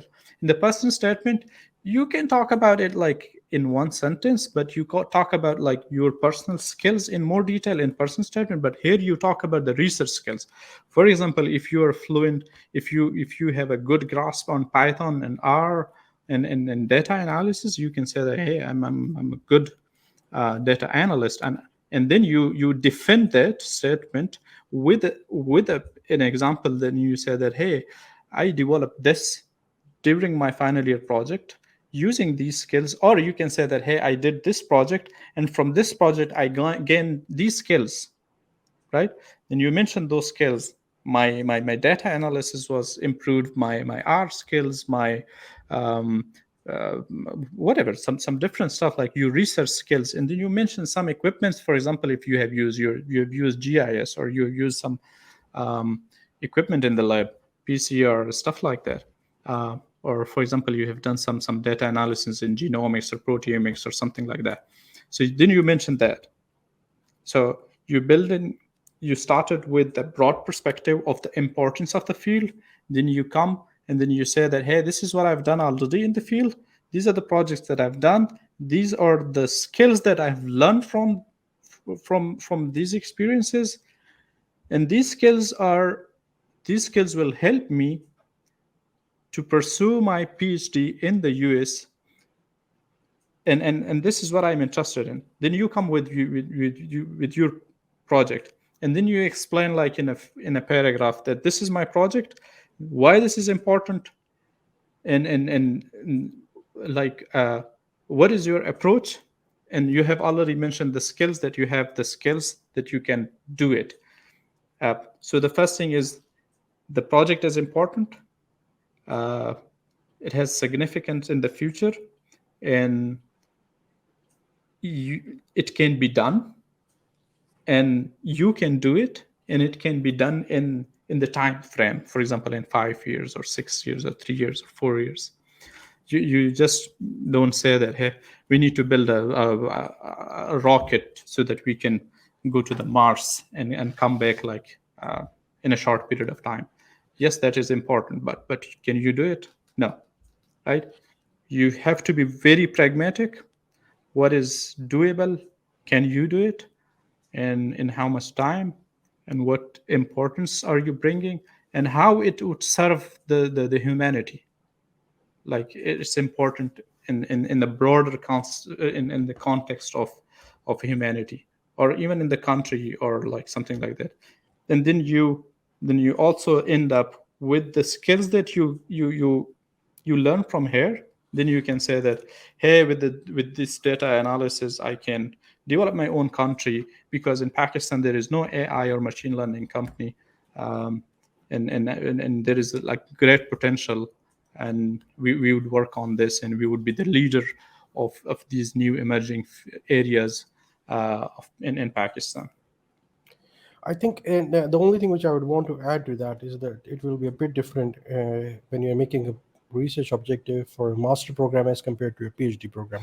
And because in PhD program you have a lot of time to do research, so you'll be talking more into details of the research. But when you're making the research statement for a master application, what you will do is that, okay, which master program you are aiming to go into. And so what you will do, this is what I did. I identified a problem in Pakistan, then I identified a skill gap in that specific area, and then I linked my personal statement and my background with that, and I said that, okay, these are the skills which are lacking in Pakistan, uh, uh, which I can which I can disclose, because I said that, okay, we do not have health data scientists in Pakistan, so I'm gonna go in the US and study health data science and come back and solve this much problem. And I said that I'm gonna, and you will be interested. That is interesting. And what I said, that I have a YouTube channel, and this is a gap. I'm still working on capacity building, Hmm. and this YouTube channel was there when I was appearing in the Fulbright interview, Oh, right? okay, so Yeah. it's pretty So old. this is, and they were really impressed by this point, that, okay, and this is the example of, like, you're claiming something, it's not in the air. So the impression which I give, that, okay, there's something which I'm already working on, right? Yeah. The case which I made, that, okay, so there is a lot of research capacity building that is needed in Pakistan. I'm made this YouTube channel, I'm building this capacity, but we lack health data scientists in Pakistan, right? That is, so I don't know health data science, so I'm gonna go to US, learn it there, and then apply it here. And in different, I mean, I'm gonna work in different organizations, work on different health data science projects, and at the same time teach it the health data science to different. Now, the message which the panel is getting, that, okay, this person is, what he's claiming, he's already started to work on it, right? And I can assure you that when I said this thing about the YouTube channel, that they were very much impressed about that point. And I mean, it. What I'm not saying that you should make a YouTube channel. You should do something which is there. For example, you say that, okay, you work for maybe some human rights, so you're already a part of a human rights organization, and you have done this, but you lack the skill, and then you're gonna go to US and then come and brought solve that point. You Yeah. want to add So something? yeah, so there's like actually when you interview people, you look for some traits, like you evaluate the attitude of the person, and then you like evaluate the personality of a person. So you check for like different checkpoint, for example, leadership and communication skills and something like that. What you mentioned is that is this is called like the go-getter approach, right? The go-getter approach is like you're not waiting for the opportunity, for the big opportunities. You're not saying that once I will go to the US and then I will serve the country. No, it's not like that. You just proved there that I am serving my country with the limited resources that I already have, and if I got the opportunity, this will broaden my circle of influence, and that's it. Exactly. Yeah, And and then that you're was backing like up with, the you're backing up with actual evidence as yes, well from yes. real life as well. Okay. So moving forward, okay, so we talked about the personal statement, and just at the bigger picture, let's because this has gone. So we had talked about GRE as part of the application process. After GRE, we're talking about, now this is all the parts of the application, right? The personal interest statement, the research objective, now the three recommendation letters. What would you say about the recommendation letters? I Or mean, before that, would you want to add anything else to the research I statement? think um, I think that's it. If there is anything, No, yeah, I know. So I would start with the letter of recommendations, and then you can add to that. One thing is that start early on the letter of recommendations, because now here is the thing: letter of recommendation is something in which is dependent on somebody else. Personal statement and research objectives, you should start early because you need a good quality of them, but that's something which you can absolutely control, right? Because that's something which you can, if needed, you can increase the speed of work on that and other things. But when you need at least three letter of recommendations from different people, I think I will let Adil to talk on details about that. But I will say, because there are other people who will have to email uh, your letter of recommendations directly to the US Education Foundation. So you have to contact those people, those individuals, well ahead of the deadline, because you do not want to end up with the situation that, okay, tomorrow is your deadline, and this tonight you're talking and to the random people that, okay, you're begging them that, okay, I'm getting late, and just do something for it. Adil, you want to start with some more yeah. details on So that? so I would mention something like technical. So for example, when you start an application, then there is a place like in the start, it's just like general information about yourself and introduction and stuff like that. You can save the application and you can come back to it, and you can I think skip to forward like so you start your application. Once the application is open, you start application, you put your recommendation emails, and you send them uh, the letters, like the link for recommendations. So what? So the US Education Foundation will send a link to your recommenders, and they will receive the email, and then they say note the date, because sometimes they forget about like, hey, I can't find it in my email, and then you can ask them, hey, can you search like email from like February 19, or maybe spam, so they'll find it then. So and then first you talk to the people. You can edit as well. So for example, if there is someone, you put his name, and then he's not like he's not willing to give you, you can change that as well. But even if you don't have like the person statement or research statement, you can send a link to the guy, and then you ask him, hey, this is the deadline, I need it like a week before that. And then he would send the recommendation letter in an envelope.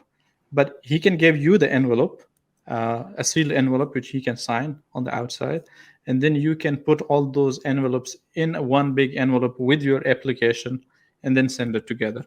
Or if he wants to send it like individually, that's fine too. So I totally agree with your point, because um, recommendation is not dependent on you, it depends on the other person.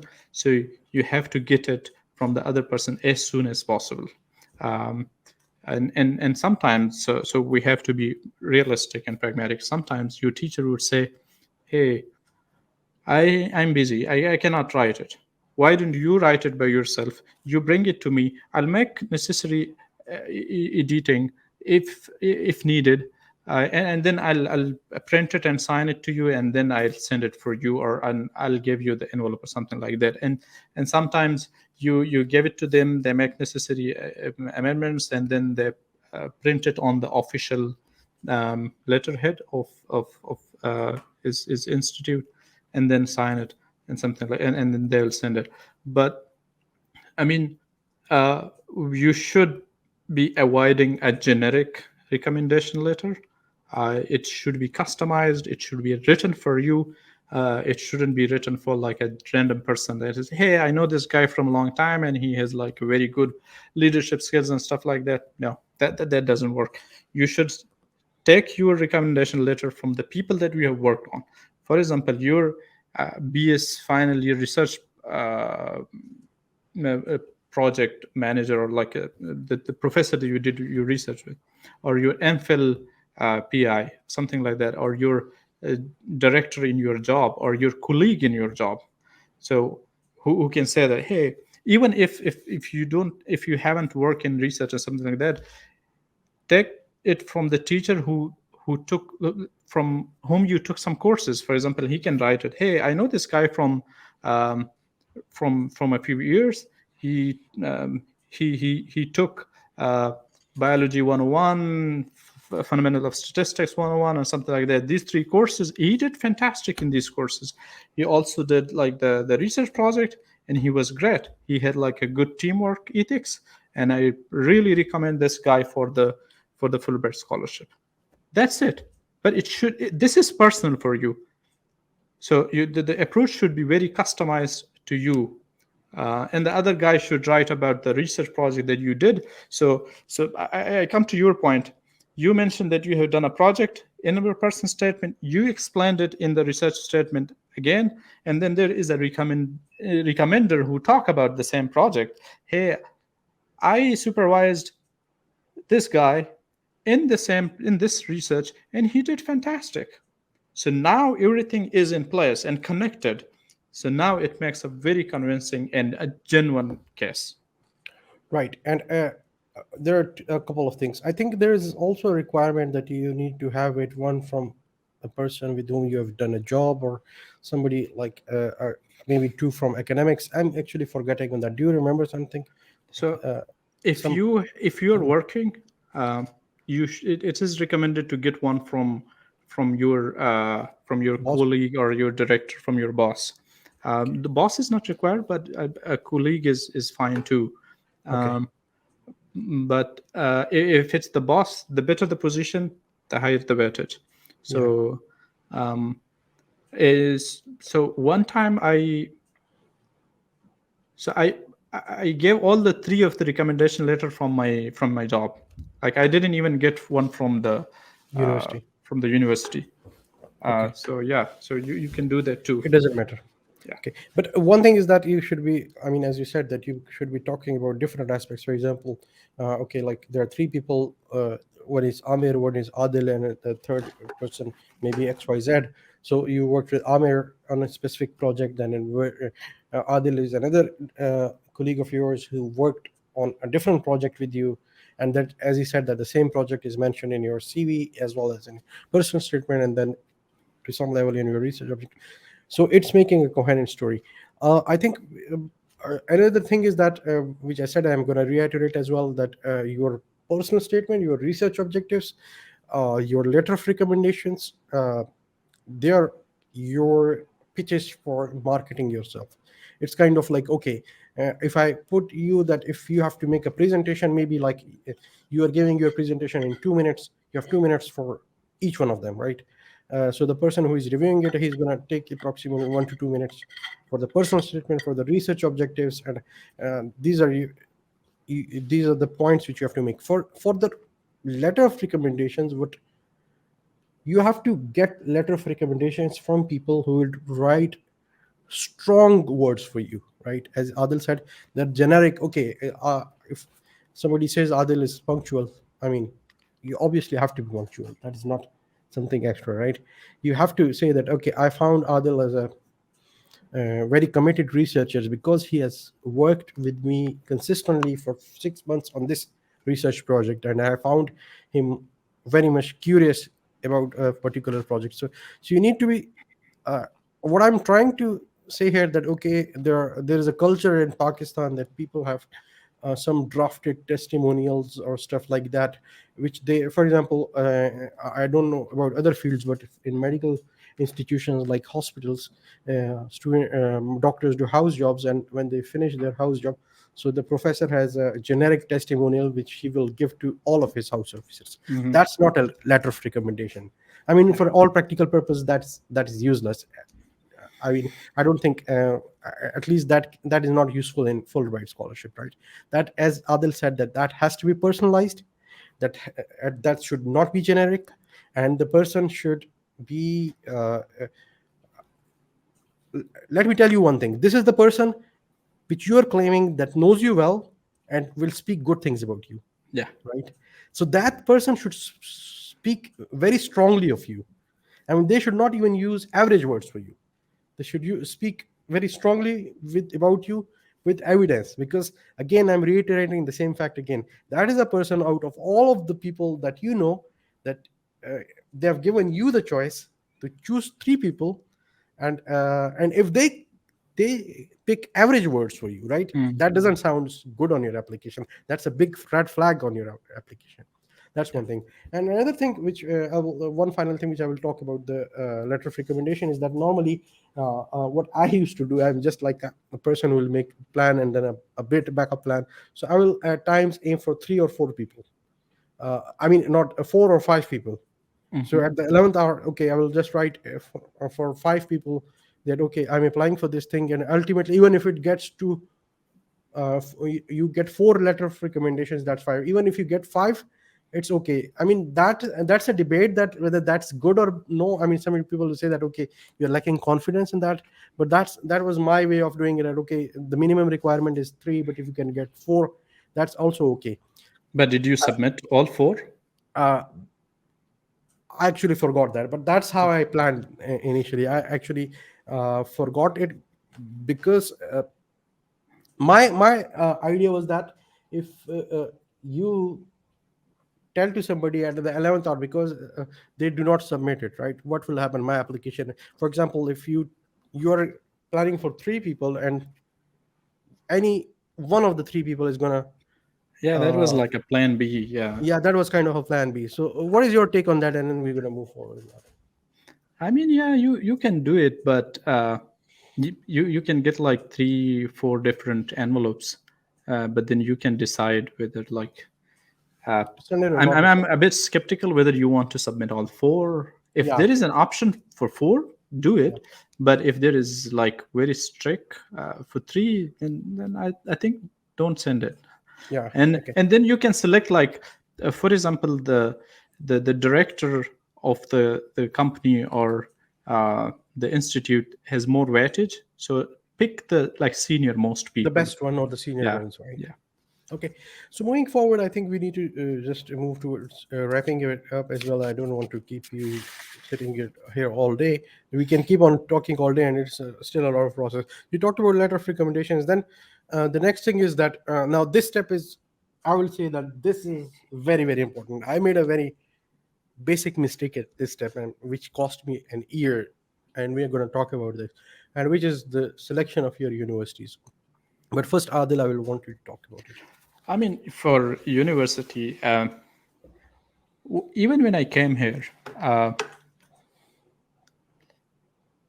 like so some people are very very emotional about their research idea, right?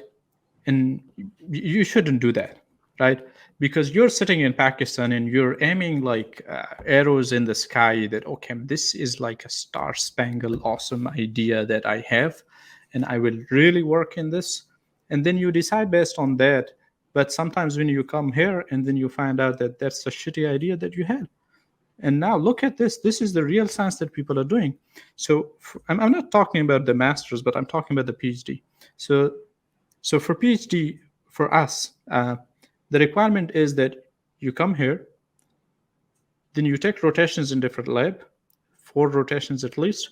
You spend time in the lab, you work on a small project, you get familiar with the culture of the lab, with the professor, with the students, and the kind of science that they do in their lab.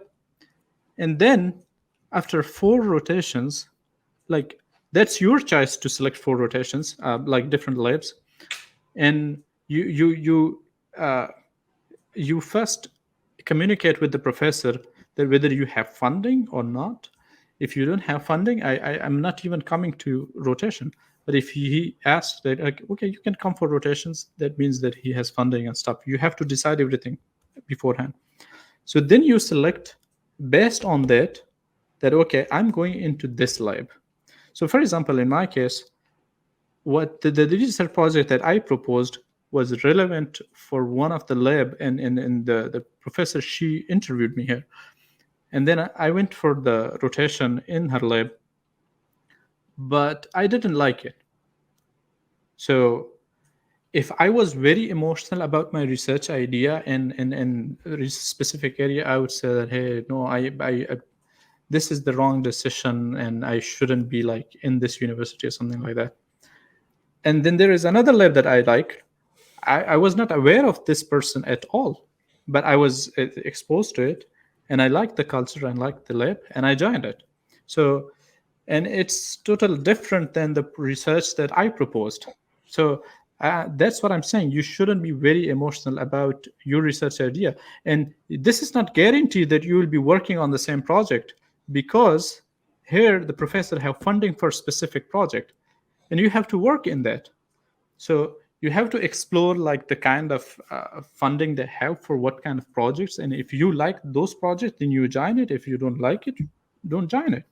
So, but for the admission process, you give your case, and then you search for the universities that you're interested in. And now sometimes people say that, hey, I don't know where is these programs offered. So for them, I have like a very small advice. For example, if you're reading a research article that is relevant to your field, right? Or you have done your research in BS or masters in MPhil that you want to pursue further in your PhD, you have either you have the research articles that you want to base your research on, or your own research. Now go to the reference page and look at the people that you have quoted, and look at the people who work on the same areas. So now pick those people and search where are they. If they're in the US, if they are somewhere else, discard it. But if they're in the US, that is your specific area. Now that university could be in top 50 and it could be in top 150. But if that's your relevant, if that's your relevant area, that's how you approach them. And sometimes you will not find the people in the US, but all the paper that you want to base your research on, maybe in Germany or in Switzerland or something like that. But then you find like uh, who quoted those papers, something like, cross referencing, and you find the parallel people that who work on some kind of like the same projects. And even if you want to use like an AI tool, the LitSense or is like the literature review tool that can like map your the big project. For example, if you have like a very good paper and you want to like do a literature review on it, so you just LitSense or Rabbit or something like that. These are the name of the tools, and they will draw the map. This is an important paper, so this important concept was coming from this one and then from this one. So these are like the important research groups that you have, and then you pick those based on maybe you have a second filter of weather. For example, if you don't like hot weather, don't go to Arizona, don't go to the southern state, pick the one in the north. For example, if you don't like snowfall a lot, then don't pick the northern states, pick the one in the south. So you can apply your filters based on your desires. Right. And I would add to that is that just stepping a bit back is part of your application process in your Fulbright application. So what full US Education Foundation is going to ask you is that choice of 5 universities. That's what it's all about. And out of that, so what will happen is that they may put you into one of those universities. That one of the university, maybe one of, I mean, from there. Now this is one of the not so good things about Fulbright. Yeah, this is the Once you're, cons. yeah. So I mean, this point is extremely important. Though we are talking about the application point, but once you are selected, that is something which you have to deal it throughout your life. One thing is that you don't have any control, right? Because IIE also have some priorities based on which they have to put different students in different universities. So what they will do, they may choose one of the universities which is your top, or so top second or third choice. They may choose only the fifth and add other universities to that, or they may even discard all of them and they may choose some of their own choices. Yeah. I mean, what I'm trying to say that you will not have a lot of say in that, but you can have your say in it. And I'm telling you, after letting go application 1 year, like for 1 year I applied, I was placed into a university which I did not like. And when I challenged that, then they asked me only one question, and that is on the basis of which you can challenge the university in which they place you, is Mhm. that the university in which we place you, is this aligned with your research objectives or not, right? Yeah. If you can make a case, I mean, it's all about making a case or not. If you can make a case that your university which you, I mean, the university for which you are making a case, or you are not interested in going, for which they have chose for you, that is not aligned with your objectives which you have mentioned in your research statement, then they will consider your point. In Uh, other cases, they're not gonna, I mean, that comes to be a very important point, because initially it doesn't sound to be very important, right? Because you are in high elated that okay, you got into Fulbright scholarship, but that is, for many people, that's a low point in this whole journey. Other, you want to add something to that? yeah, I mean, the main important thing is like, if this is aligned with your research objective, then that's Then they will the not listen yeah, to you at all. yeah. So they, when they shared a research plan with me, there was one university from University of Arizona or something. Arizona is very hot, and I don't like hot weather. I'm from Peshawar, so Hmm. it's very hot, and in the Arizona weather is too much hot. So I sent an email that, hey, this Arizona university, this doesn't align with my research objective because of the following reasons. So please drop this institute, and they did. So Yeah. And in my yeah. case, because I applied for 2 years, at 1 year I got the scholarship and I rejected it because I did not I they offered me, I did not take it. And because they put me into a university which I didn't like it. And the reason, and I had the opposite experience. This is the exact question which he asked me. And they said to me that okay, you are claiming, you want us to uh, to put you into another university, and is it not aligned with your objectives, right? I was not able to convince them. So that's why I'm Mm. emphasizing it. You convinced them because there was something in your argument. And the next year I was more prepared to make my applications within mind that okay, I have to structure it so that I land up in a good university which I intend to. And that experience of 1 year, like it costed me an year, but ultimately I secured admission into one of the leading university. So it depends that where you want to do. If you want to go into, say for example, if you want to go to Stanford, right? I mean, you have to make a strong case, right? I will tell myself, okay. And the next year, what I did that, okay, I found out, and was a realization as well, because when you go and you're exploring things, then I found out that the thing which I was missing, I want to specialize in health data science, right? And it occurred that health data science is found in only three, four, five universities, right? And then Harvard was also on my list. They didn't reject Harvard, though I did not get admission into Harvard. And all the universities, they were of the top university. I got into Carnegie Mellon University, right, which is one of the most reputed universities in health data science. So that's how you have to be very much strategic, because all of your objectives, they are going to dictate the choice of your university which you are suggesting in your application. And then the amount of control that you have on that choices depends on how much aligned or not aligned those university choices are with your research objectives.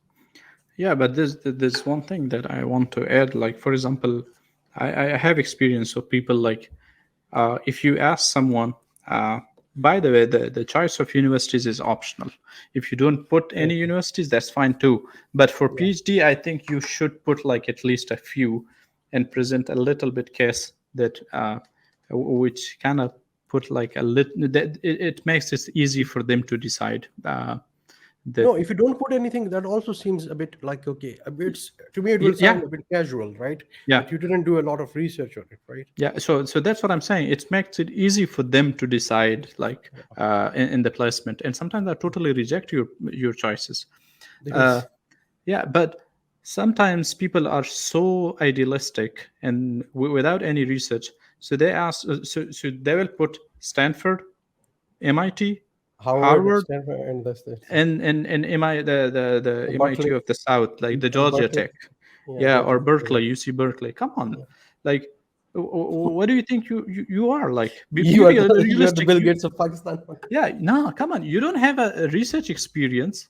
Yeah. Like, you only did like one project, but that doesn't mean that you belong in Stanford.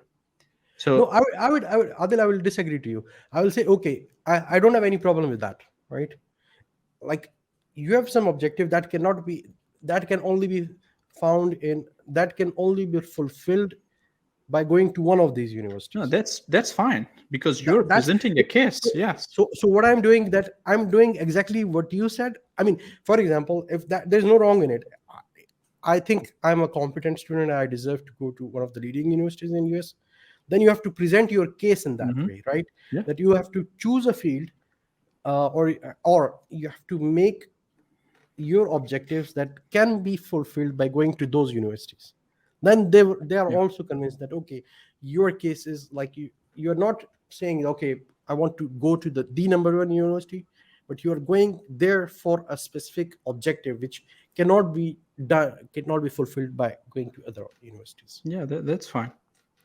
Okay, so what is the next thing? I think we covered the application, right? I think the next one is an interview. Okay, so now you put in the application, you wait, and how much do you wait? uh so May, June, July, like 3 months. 3 months. You don't do anything. Maybe, I mean, you can do other things, but like, Yeah. you just wait, and then one day you get a, what do you get? You get a letter, or you get a You call, get or a you get call an email, first. right? You You get get a a call. call first, and then you also get an email. Yeah. Like, So it's, I think, as far as I remember, the numbers which I remember is like, when we went for the interview, it was, so here is what was written on one of the paper which they gave us, that there were around 2,000 applicants, and you are among the top 300 or something like that. So which means that when you go to the interview, there is a, at least, depending on whether you are applying for a master or PhD, but overall I will say 50-50 chance, yes. even if by the contours, because you should be confident.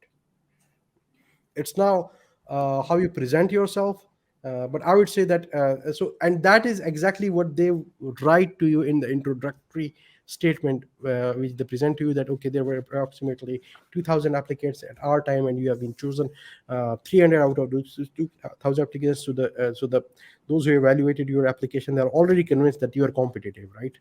And that should make you confident. Adil, you want to say something Yeah.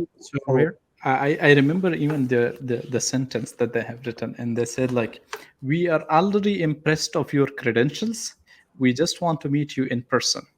Okay, they want Yeah. to make sure that you are what you claim to be. Yeah. Yeah. So, and yeah, so one of the important thing that some people don't know is that before appearing in a real interview, when you're sitting outside and you're waiting, so after the attendance and everything, and they check for like your passport. Okay, so one of the important thing for the GRE application is either you have a passport or like the English smart NIC, the Something, smart your card name should be written in English, in English. So if you have like an Urdu one, go apply for a new one, like something. So they check, like after attendance and stuff like that. They give you like on the spot. They'll give you like a topic that you should write an essay on in 10 minutes. that was a surprise to me. I didn't know that. Yeah. So but most people don't have this experience, and I had a U grade experience, so I knew about it. But you cannot prepare anything for it, because that's so random.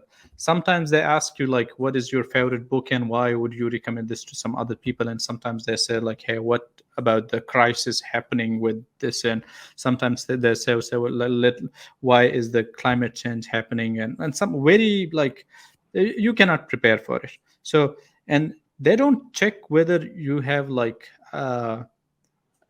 they only check your English skills. So Okay. they compare this application, this essay, with your personal statement. Oh, to make sure that you have Make yourself sure explained. that you've written this I personal didn't know statement. that. To be honest, I Okay, didn't know yeah. that because the exact thing which I said the first time I appeared in that interview, because I told you that I applied 2 times, right? So the first time, the person who was sitting next to me, I said that if they're going to evaluate me on this, I'm rejected. But I didn't know that they're looking for your English and comparing it to your personal I statement, mean, right? they just want to see if you can like structure the paragraphs and stuff like that. Okay. Only like your logical reasoning, Okay. uh, not your vocabulary and stuff like that, but Okay. only like you have Yeah. Okay. enough. And um, then you go for the interview. So wait, so there's an interview, and now here is Adil has applied 2 times for the master interview. He got selected the second time and rejected the first time. And I, for the first time, I applied for the PhD, and the next time I applied for the master's one. And I think so. We will divide it here.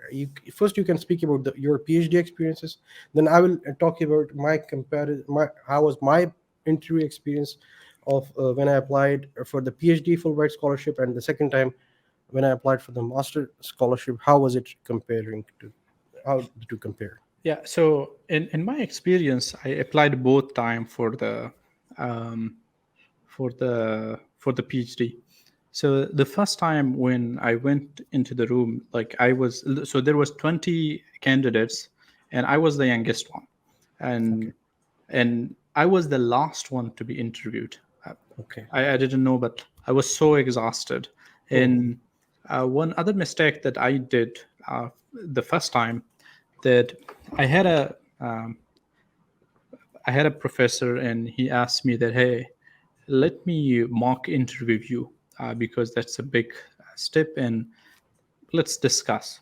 So he mocked interview me, and he was not a Fulbrighter. He was so into the like the basics, like the deep research questions that I have, and he was like asking me very detailed research questions, like why He would was you do doing that? technical. Yeah, technical, like the interview that you prepare for like a direct admission, Okay. very research oriented. And he scared me, and I spent the rest of my days preparing for the research Oh. questions.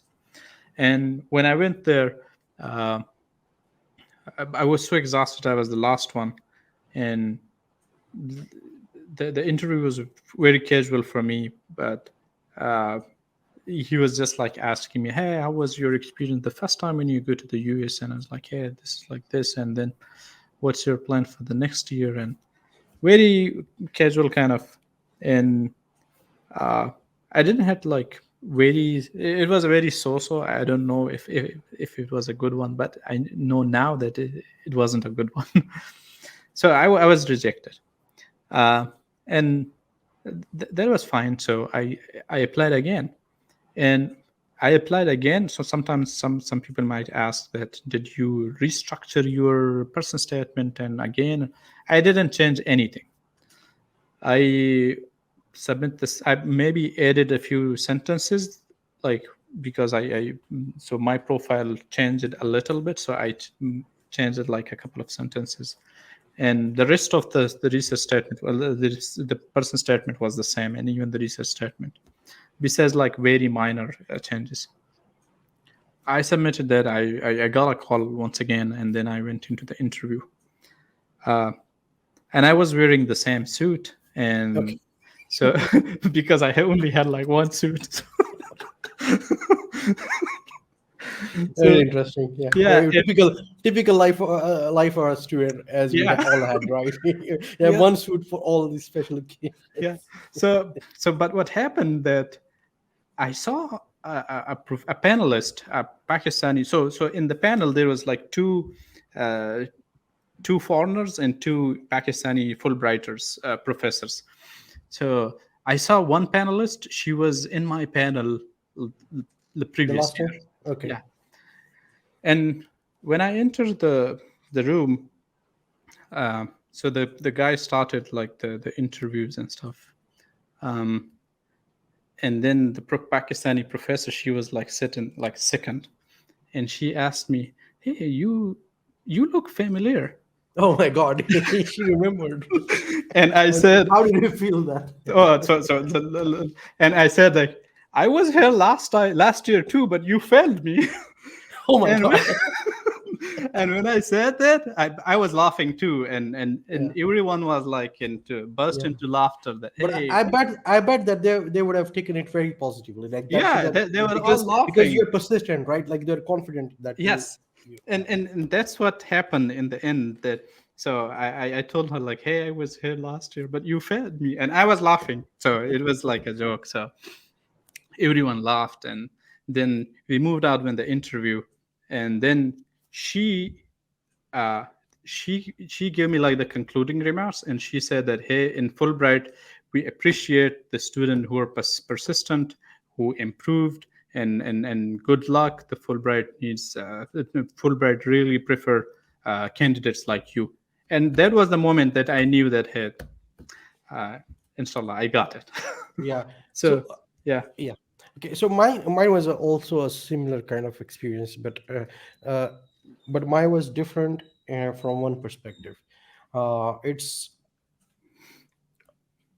first time I applied for a PhD in epidemiology program, and second time I applied for health master in health data science program. So my first program in my first interview was in PhD program interview. That was very senior panelists. They were very serious looking, Mhm. and I mean their faces were, they were definitely not rude, but they were blank. Yeah. Like you give an answer, you, and sometimes in interviews you give an answer, you get an impression that whether they're convinced, they're not convinced, or they like your answer, they don't like your answer. But that was a very strange experience for me. In my case, like you cannot, I mean their faces were so blank, or at times I've my experience was that they didn't like me. That was my personal impression. But when I came back, so different things which they asked was, I mean the typical questions are that all about, I mean they will kind of ask what you present to them, like from your that what are you, tell us about yourself, and then where you want to go, where do you want to see in 5 years, etc. All the typical questions which you have. Maybe we put you in some, one typical question which they ask is uh, that maybe we put you in a remote university in US, whether you'll be able to survive there or not, and stuff like that. And one question they ask everybody, because it's a cultural exchange program, so what culture would you take to US, and what culture you intend to come bring back from US? So to cut the long story short, I got into the interview. I thought that it was not a good experience, but guess what, I get into I think they have two levels of selections, right? One is the principal candidate, and what is the name of the other thing? Alternative. Yeah. So this time I was alternate. Now, what is alternate? I didn't know that. Alternate is something like principal is for sure you've got the scholarship, but alternate is they give you an impression that you may be rejected, but I don't know of alternates who got rejected, Yeah. right? So I mean, informally we are told that okay, it's just a formality type of stuff. That all the alternates also get into it. I don't remember a lot of details of that, but I you can say that I got the scholarship, but I rejected it because I did not like the university. The second time, unlike you, I changed everything. I changed the program. Uh, I applied to a different, so I had to change my personal statement. I had to change the whole of the story. Everything had to be realigned. And this time, it was, since it was a master's application, uh, the panel was substantially junior. And now here it is that I'm coming into a room, as opposed to the previous time when they're all senior people. Like I would say that maybe you will say that people are at the level of maybe senior professionals like principals or stuff like that, and they're looking at you in a very senior serious way. This time the they're very like people of my age, uh, plus or minus, maybe some a bit junior to me or a bit senior to me. And their first question was very strange to me, that you were so much accomplished, why you, and I have to give you this background that I had already done a master's from Khan University, and I had around 16 plus around 16 publications to my background. That he was like, why you want to go and do another master? That was, I think, the question he was asking, that like you have already done so much, and you are an assistant professor, and into in a Khyber Medical University, which is a government university, and you want to go for another master, why you don't apply for a PhD program? And I made my case that, okay, I don't want to go a traditional path. This is what now interests me, the health data science, and I made my case. And as I earlier referred to my vision is that I want to educate professionals in Pakistan about health research. And they really like that. I kind of get a sense, because the way they were talking to me, they were like kind of already convinced about that they have to give me the scholarship. One reason being that, okay, the competition now, the comparison between masters and PhD is that PhD has 50 slots, which means more competition. I don't know about the application, but they have to evaluate you with the maybe I mean, their bar of evaluation is much higher, right? Yeah. From masters, they will not have the same level of expectations. So I think that they were not expecting a lot from masters, because if you say that, what is master is something after the bachelor's, right? You don't learn a lot of things about Yeah. bachelor. They may be assessing your attitude or stuff like that, and then master has 100 slots. Yes. So I think you are more likely to get into that, and there are many other things as well. But to cut the long story short, I got the impression that I'm gonna get it, and that was the case. I got selected, and then you get the letter, right? You get actually, I think first you get an email, First, you get an email, and and then a few then days later, you get a the call. same letter as a physical letter, in which Yes. it is written that congratulations. And if you are rejected, I think you don't get anything, right? If you're rejected, you don't get a call or email, but you only sometimes you only receive a rejection or regret letter. But not all the people get it, right? Yes. But which means that if your colleagues get a acceptance letter and you don't get it, that it means, because I think the letters go on the same day to everybody, But as an you email. receive it like a couple of days later. Like Email email is on the same day, in the same day, right?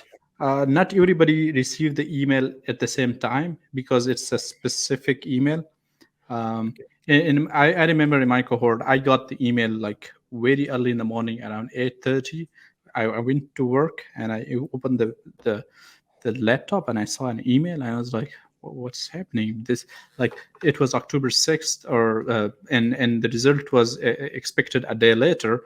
And I was Okay. shocked, like, well, what's going on? This might be like a joke. And I checked the WhatsApp group from our interview, uh, and there was like, Nobody was knowing anything about it. I was like, what's going on? I thought somebody is messing with me. And then I checked, and seriously, like, there was like, and then I checked, and I found out, like, okay. Then I confirmed the email addresses from usefp.org. And I was like, okay, man, I made it. And then Yeah. I was the first one that put the message in the group that, hey, I Okay. got selected, I got an email. And then people started like checking the The emails, emails, and everyone was like, refreshing hey, it. I got it, yeah. But That's a eureka moment. Like, there's you get. yeah. Okay. So what's next? So there's one thing I want to share. Like, I'm not gonna go into the details, but they asked me a question about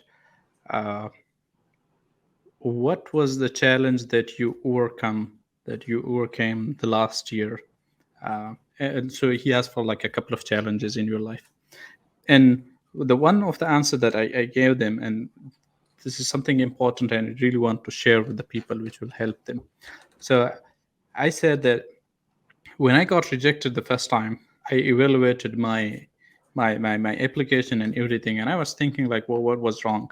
So I thought application is fine, research statement is fine, person statement is fine, because those things gave me the spot in the interview. So I thought there is something wrong with my personality or my Presentation or presentation or something like that. So I went back and I registered some courses, and at that time the dollar was like 106 or something, but I paid like $300 for the course, which was very high for me at that time. Uh, and that was like a the strategic vision workshop. And there was a company, it's a Pakistani company, and uh, its name is timelenders.com, and I learned a lot from them. So I learned like how to develop your vision, how to prepare for it, and what is the time management, and how to manage your sleep and everything. And what is like your different roles in life, what are like the elective roles, what are like the principal roles that you cannot change. So that actually improved my personality a lot. And I believe that I'm prepared more for the Fulbright scholarship this year than I was prepared last year. So you And actually mentioned this in the interview? yes, Okay.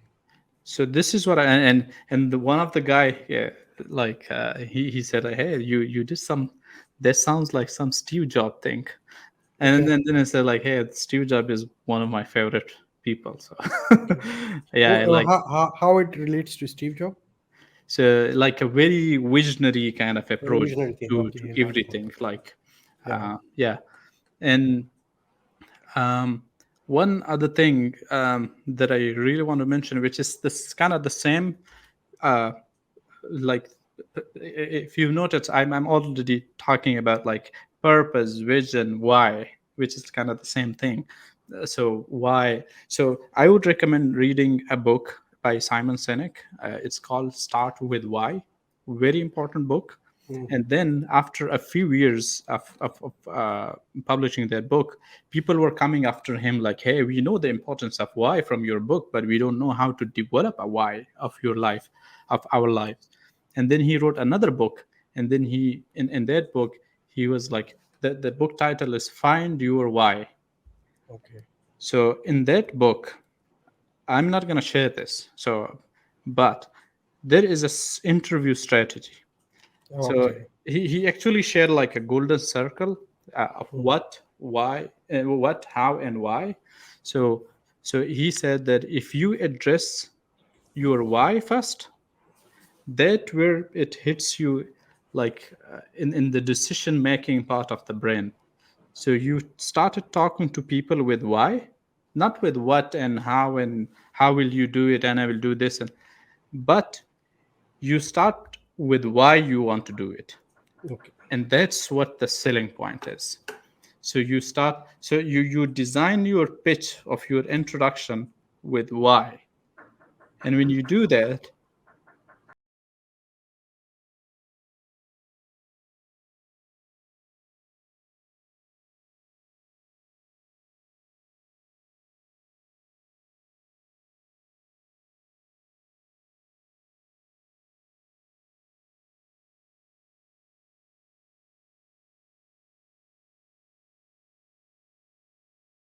okay, so I was talking about like the book Start with Why and then how to find your why. So in the book, the first book, he explains like why, the why is important in your life. What is the importance? And the second one is how to find your why. He explained it in a very good way. And then there is a strategy of like how to prepare for an interview. And he actually gave a script of the interview, and he explained that you need to you need to explain your why in the interview, so that you can convince them better, instead of like how and what. So So here is becoming something. Yeah. So what you're saying is that I'm going to summarize it. One of my experiences, which or the answer of one of my mentor in Carnegie Mellon University, which I got in one of the projects. So he said to me, we were putting in some project for funding, and I asked him this question. He really liked the idea, and he was say, "Hey man, you have to go to Bill. Like, what do you mean? You know who Bill is? Bill Gates. Bill Gates." Yeah, he was like as if he's somebody is like the next door, right? Your idea is good. You need to go to Bill. So my next question was, okay, you like the idea. When I would be prepared, when I would know that I'm prepared to present this idea to Bill Gates, right? because obviously I cannot go. So he said, and that is something which is, if you understand the meaning of that, that has the potential to change your life.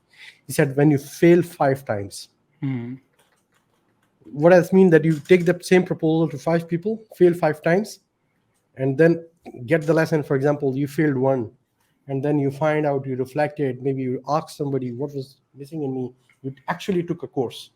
So that is something how the top thinkers think. They do not, they say, okay, another interview which I listened from Mark Zuckerberg, and somebody asked him, Mark, what mistakes should we avoid? He said that you are asking me wrong questions. Why should you avoid the mistake? Do as many mistakes as you can, and do those mistakes earlier. So if I have to apply, I mean, apply, because I think there's no limit in Fulbright that you cannot apply for. Maybe you do a GRE, you can, that GRE is valid for the next 5 years, right? So if you fail, you can apply for the same GRE for the next 5 years.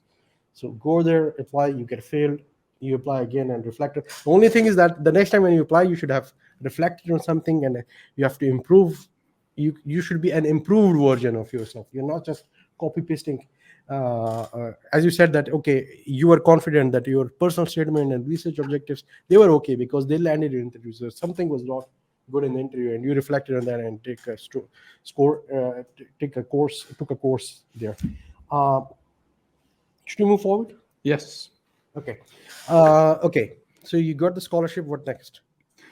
So when The you happy get, phase is over. It's for a week or something. yeah, so you're very excited, but then you get into this But clerical. one thing I think we forgot to mention one thing. When you go to the interview, you are required to present with the registration for TOEFL.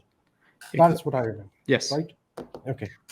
Yes, so that's important point. So you don't need TOEFL score for the application, but when they ask you that you are selected for the interview, you have to register with the TOEFL. But if you've already taken the TOEFL, that's fine. You bring it with the score, but if not, you just bring with the registration. Yeah, you have to. Okay. Yeah. So now you get accepted. What next? Yes, you get accepted, then you submit the ETC attested documents. You give a lot of money to HEC to put Yeah, stamps on your. yeah, Yeah, yeah, it yeah, costs you a lot. Like yeah, it's ridiculously expensive, right? yeah, and you only like attest the photocopies. You attest the photocopies, and then you send the photocopies to them, to US Education Foundation, and then uh, in in parallel, your interviews with the universities, like they make a placement plan for you, and then they share a placement plan with you that, hey, these are 5 universities. If you have any objections, we can drop or something like that. So So let me stop you here. So there's one placement plan which you have proposed in your application. The International Education, what is Institute, IIE? International Institute of Education. IIE, the International Institute of Education, they make a placement plan for you. Now, Yeah, here is the important point. It may exactly be the same. It may have some universities from your and some others. It may be totally different, right? yes, It's totally their right, and they sometimes they do not. Sometimes they will listen and again reflect, referring to the same point. If you want to argue with them, it can be based on your research objectives. yeah. But it depends, like how much are you connected to your research idea, or like specific school or something, or specific program. So yeah, so then they shared like the plan with you, like, so in PhD they will apply for 5 to 6 schools. In masters, I don't know, 4 or 3 to 4. Five, same, Okay, yeah. five. Yeah, but if you got rejected with all of the 5 or 4, they will apply for another one too. But they try to make sure you get an admission, so that's not a I big think deal. we haven't heard of anybody No, who didn't got an admission. yeah. I I think heard people like they didn't get placed in any of the first placement plan, and then they applied for the next 1 or 2 schools, and they were accepted. So uh, so sometimes the universities, they want to interview you as well, and sometimes they ask you like to prepare another person's statement. um, Okay. which you can submit later on. Uh, but you kind of prepare for the interviews, and like a couple of I appeared in a couple of interviews with Georgia Tech and um, UC Davis, and also one in New York, Albert Einstein Medical College. Uh, so and then you finally get like sometimes you get admission. So I got admission from Albert Einstein College in New York City, uh, but I was waiting for UC Davis, and I was constantly like applying, like emailing to the IIE advisor that hey, I prefer the please wait for the decision of UC Davis. Okay. um, But because it's again up to them. I yes, mean, there is a, because they have to. So here's the thing. It becomes a bit complicated. That there is a deadline of IIE, and then universities have to make decisions on their part as well. And there is a point after that, which I will say that okay, you have 5 universities for which we applied. That they will just two has given the decision, 3 are pending, so they will automatically reject the other 3. I mean, even if you are not rejected, they will say they will not consider, because II will consider their deadline rather than waiting for the university. of Is course. that correct? And there is another thing too. Sometimes the universities gave you some fellowship. Uh, Okay. so if they give you, so for example, if the IIE negotiate with the universities, IIE would say, "Hey, we would cover this. Can you put in some amount of fellowship to this guy?" And if they accept it, then they prefer those universities as well. Because that's a financial Yeah, benefit to the financial II. benefits Yeah. and stuff. Yeah. So but I got a call from acceptance from the UC Davis, but and there was one was still pending. I didn't hear from them, like no interview call, no communication, uh, only like submission of the application, and that's it. And then I was like, hey, I sent them like a couple of emails about the UC Davis. They had this one aligns with my objective pretty well, and if you don't want for the one, uh, but that was like a very low ranking university, the one that was pending. So I was kind of thinking that they might offer something, uh, and so the IIE might place me in that university. But I was presenting my case. Hey, can you place me? Like, can you make the decision already? I don't want to go to the New York, but I really want to go to the UC Davis. So please. And then they made the decision, and I was like, Okay. okay, good. Yeah. That's another eureka moment. Yeah, Okay. So you get placed in the university. Now next comes, I think, there are a couple of things on which I think we can go a bit quickly, because if you go into, so there is one thing which is a pre-departure orientation, which is I think there is not a lot of guidance that is needed for that. You go there and there's some orientation that. Would you want to talk about something about the pre-departure orientation? uh, I will want to talk about a bit about visa. I think visa in itself is yeah. not maybe relevant for people who I mean, that visa related discussion is I mean, more people will be interested who get into the scholarship. Yeah. And at this stage, I think people who are listening to this, they will be at, it will not be very much relevant for them. So do you want to talk anything about I think there is not much which is like just only like for the entertainment purpose that you feel like, okay, yeah, I got the scholarship. And then the most important thing that you get to meet with the people the people with whom you have been of the whole interacting for? cohort, that Yeah. who, okay, let's see who's selected. And then you also meet your university fellows, so they arrange you in a table with all the schools Yeah. like together. So that was the first time that I had an opportunity to meet with the UC Davis fellows, uh, or and other California fellows, which like they were placed like close by. So sometimes you have like something from the universities, so then you are connected with the other your other fellows, and then you can address that, hey, my university is asking for this, what do you mean, like how can you, and that's the benefit, I think. And they guide you for like the travel and everything, but I think we don't need to talk about it Yeah. because that's I very think. specific for the one who is selected already. So Yeah. So you talked about a very important point over here, is that all of those who are selected, then only for the cohort, the only 2 times the whole of the cohort is in one room, is one time. In Like Pakistan. I think we also met two times, right? I mean, Yeah. we met two times, and that goes for all the colleagues of our cohort. Once you meet in the pre-departure orientation, and once you meet in the orientation which In IIE US. gives you in US. Yes. So that becomes a very unique networking opportunity. And second, that's I agree with you, because you get a face familiarization from a few people who maybe from your state, because they make all the people from the same state sit together. But Uh, I would share one thing that I yeah. really want to address to the people from especially KP and Balochistan. If you remember, there was a map of Pakistan in Serena Hotel, in where you have to pin your university or your region from where you belong, Okay. your name. Do you remember that? I think I don't. Okay, Yeah. so from all the cohort, the people would just go and pin their names. They put like a name on this, and then pin it on the map.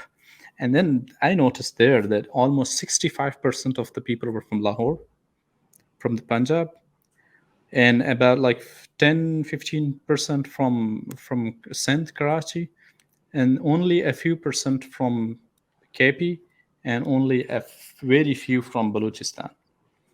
And I really want to use this as like a case and request to the people of Balochistan and KP, Khyber Pakhtunkhwa, that please do Do apply. apply. Do apply. Yeah. Yeah, I cannot emphasize this anymore. And I have seen a lot of people from Lahore. They approach us for like essay, like evaluation and stuff like that, for guidance and stuff. But we don't see that much from KP. I mean, there are a few reasons for that. If we can, we are not going to go into a lot of details of that, but there are a few reasons for that, because many of the Fulbright, there are a few institutions, uh, applicants from which are very good in applying for Yeah, Fulbright. LUMS, GC, Yeah, because IBA, yeah, exactly. NUST, GIK. The reason being GIK. that it becomes a trend, because you have so many seniors. Then they guide their juniors, and a trend comes. Okay, and it also like, okay, your seniors are doing, then you are from the same college, you will do this. That kind of a trend is not there in the KP institutions. That's one of the reasons. Second is that yes, the number of and that directly relates to the number of applications, right? I Yeah. mean, if some of the major institutions are applying, for example, NURS, GIK, even I think there are very few applications even from GIK. Hmm. I don't know. Do you know anybody from GIK who got it? I don't know. I don't know. Yeah. Anyway, this is a bit irrelevant discussion. I think we'll skip the visa-related discussion completely for now, and we'll just take 10 more minutes. You have already given us 2 hours and 30 minutes straight, and I think I'm assuming that this will be kind of a crash course on Fulbright, because no, I think. Uh, and the reason I was not pushing you, or I was trying to get deep into that, because if somebody has to learn from experience, then they have to sit and listen to the people who have gone through that process, right? Yeah, I mean, like I used to like guide people individually, and but then a global UGrad friend of mine who was running like a scholarship corner at the Facebook page. He invited me for like a session on Fulbright, and especially for the person statement and the GRE preparation. Yeah. That made my life easier, because now when somebody approach me, and first I send them the link. Hey, this is First, information about first see the, this yeah, first watch this, and then if you have questions, come back to me. and come with And specific yeah, questions, sometimes they never show up, and or sometimes or they at come. times they will not even watch it. Yeah. So if they're interested, they have to put some effort. Yeah. Okay. So, do you have anything else to add before I just go through the questions which I got? Not much. Okay. Let's go into the questions. So, okay, one of the questions is if a person has 17 years of education from Pakistani University with 13 to 14 years of work experience, will he be eligible for admission for PhD, or has to do MS prior to PhD program? If if the first one is how much experience in education? So he has 17 years of education from Pakistani university. I think he's claiming that he may have master education, right? So So that's one if aspect. yeah, if he has 18 years of education, he can apply for the PhD. But if he has 16 years of education, he will apply for the master's. Okay. I'm not sure about the 17 years education. I Yeah. don't know which Okay. category is that one. Yeah. Okay. So you have to understand that whether you are into the 16 or the 18, Yeah, and there is no weight limit in there the is Fulbright. no age limit. Age limit. Yeah, sorry. Yeah. Yeah. There may be a way to. Yeah. Okay, so that's answered. Does US also offers MPhil programs after house job to Pakistani graduate? If yes, then specialties and international scope. So one thing in general, I think Fulbright scholarship is not a specialty specific, right? I mean, it's the same process for doctors. It's the same process for engineers. It's same across the professions. So what we Yeah. discussed, yeah. So that's one thing. And then I think they do not have this classification of degrees, which is known as MPhil in the US education system, right? They have the master and then PhD. Yes. So do you want to add something to this point? Yeah, the MPhil and DPhil is the European system of master in philosophy and doctorate in philosophy. Yeah, So there's one thing: the Fulbright scholarship is not for the clinical medical field like the MBBS people, but if they want to move into the health sciences or the health policy or something like epidemiology, then that's fine. But it's not for like the medical field. exactly. So if you're a clinician, so you can go into a non-clinical academic program, like you can do master in some of the basic or sciences like maybe physiology, biochemistry, microbiology, or stuff like that, or into any of the medical fields. You can do masters in those fields. You can do PhDs in those. But yes, that is, I think, the only exception which Yes. I know of, that you cannot become a clinician after doing only the degrees which are offered by the Fulbright Scholarship Program. Okay. So the next one is, I want to know if the scholarship for PhD is he or she is asking that is if PhD scholarship is available for medical education. I don't think that it is limited. I mean, it should be there, right? So if it's clinical medicine, like what No, we call this medical education is not a. MBBS and stuff, no MBBS and stuff like that. No, medical education is just like a master in medical education, PhD in medical education. Yeah, then Uh, that's fine. That's they can do it, right? Yeah. And what are the benefits for the scholar during PhD? I think we talked about that. Yes. What about dependents? I think we did not talk about people who are married and stuff like that. I think, what do you want to briefly touch on that? Yeah, I think you have more experience than me, but so I have my dependent. So you're allowed to bring your dependent, and dependent means either your wife or spouse. If you're a girl, means your husband and your kids. Those are your dependents. Your mother's siblings, brothers, young like uncles. Those are not dependents, and you are not getting anything for them. You will be sponsoring them by your own expenses, and you have to show the funding sources in the beginning of the year for them, which could be uh, which is like 1 year of your salary plus $1,000 more for the insurance. So, for example, if you're getting um, for example, if you're getting $1,500 stipend, so $1,500 multiplied by $1,500 and plus 1,000, $16,000. Right. So the short answer to this is yes. You can get the visa for them. You can bring them, but financially, it's your responsibility. You have to prove that you have the means, and uh, to support them before coming to US. Yes. Which means that when they're applying to the visa, when you're applying for them to the we're applying for visa for them, you have to show that you have the financial means to support them. Yes. And when you reach US, based on, so the Fulbright stipend is structured in a way to support one person, right? When you have dependents, it becomes financially very difficult for you to support them only on the basis of stipend. But having said that, what is a wise way to do is that have some cash with you, bring that cash, obviously in US dollars, to US, and then if your spouse is educated, they can get work authorization and they can work, right? And that's the whole discussion around that. But that is one way where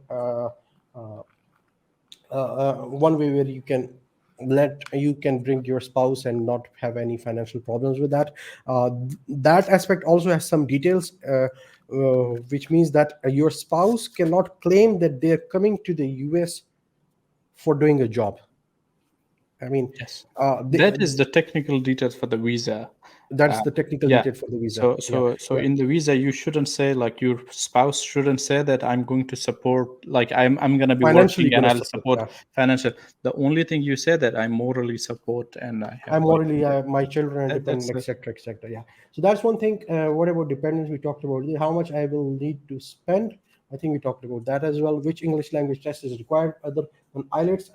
And since it's cost or high, I think we talked about it. It's yeah. TOEFL, right? If I wish to settle there after completion of PhD, what are the scopes and job opportunities? I think we talked about this as Yeah, well. the job Yeah. opportunities are there, but you are not allowed to do that. So you have a restriction of leaving the US in 30 days after completion of your program, and Exactly. that's yeah.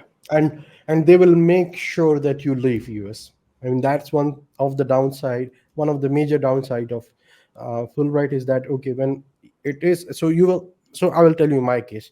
I had a job opportunity from a US government so for an organization which worked with the US government. So in other words, you can say that I got a US government job, because they're organized private organization which work for the government. Hmm. They do not have government jobs like we have in Pakistan.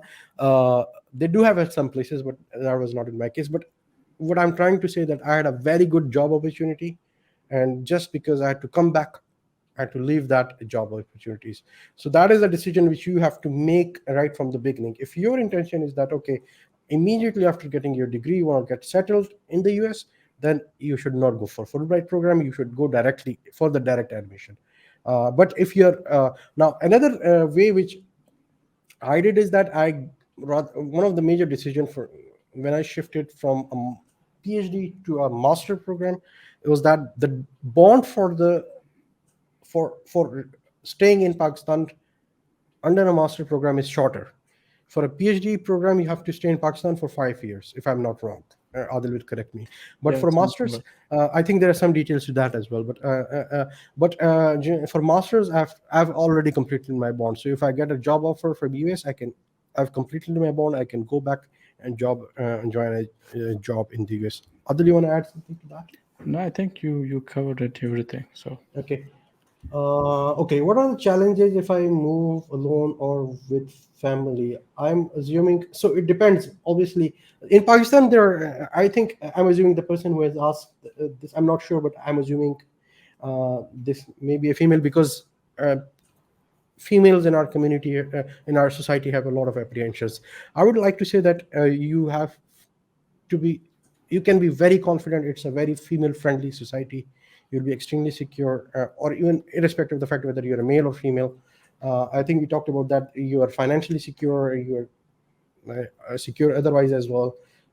And we talked about a lot about it. And Adil, do you want to add anything on this point? yeah, but if she's a girl and she is married, if she has like a husband and kids, why don't she bring them together? Her husband can work and she can focus on the Yeah. study. Okay. Yeah. Yeah. Are there any job opportunities in US after PhD through Fulbright, or for a PhD holder from any other country? I think we talked about it right already. So can he guide about artificial intelligence PhD positions in US after completing masters in AI in UK? There is a lot. And I've been in California where it's like I'm close to Silicon Valley and everybody's talking about AI, Yeah. AI, Yeah, it's the next AI. thing. Yeah, Yeah, it's the it's next thing. Danny. It's somebody has rightly said it's the next electricity. It is yeah. the electricity, right? So obviously, I mean, the only thing is you have to be like, okay, you have to be very much specific. Okay, now you in AI, what do you want to do, right? AI is a So method, like so. So where do you want to apply it? It's just a what skill. exactly? Exactly. Yeah. So I have a few questions regarding with the Fulbright scholarship. I'm going for my master's in public health to the UK through Chevening, Chevening. Chevening scholarship for 1 year. My goal is to go for PhD in the US. Is Fulbright a good way to go for PhD to US? Considering do you have to come back to your country after the program is completed? Also, what are the some of the things to work in during my masters to make my profile better for Fulbright program? I think we talked a lot about it. Do you want to add something to Yes, this? I think we already talked a lot about it. Okay, this was the last question. Finally, as a wrapping note, would you want to say something? So I would say um, plan longer. Uh, so this is not for someone, and I think this is the right time that we're doing this podcast, because you don't have like a very deadline that is coming and you're applying, so you still have like a whole year to prepare. So make a plan. If you're a final year, make a plan. Find like something, read good books, improve your critical thinking. That would definitely improve your statements and everything. And find out about like the logical fallacies. Read the different book, like read the Start With Why, um, Find Your Why, the book by Daniel, Thinking Fast and Slow, which will improve your critical thinking. And also look into your area, that what are the skills that you need. If you're going into like some biology or many, I think many programs now need either like R or Python. So you have to learn that. And the good thing is that Amir also is doing R courses on his YouTube channel, so you can learn from him, or from any other YouTube channel, or like courses on Coursera or anything. So you have to build something, like you have to build your profile, and do a long-term planning, define your why, and plan it out, improve your time management, and aim for it. Right. Thank you very much, Adil. I think we are up to 2 hour and 40, more than 45 minutes.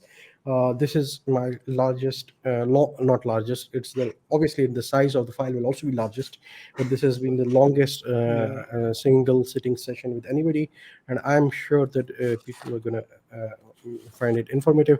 I'm gonna say something in the end as well. Like we talked about a lot of problems in our community, for our country. I would tell you one thing: education is going to transform you, right? And Fulbright scholarship, whether the direct scholarship and direct admission, go and get educate yourself. It's not only going to transform you; it's going to transform your completely your generation.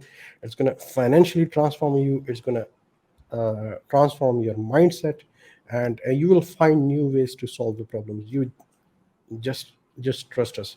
We have been there. It's going to open so many more opportunities for you. So please stop crying and start applying. Thank you very much. Thank you so much. Okay.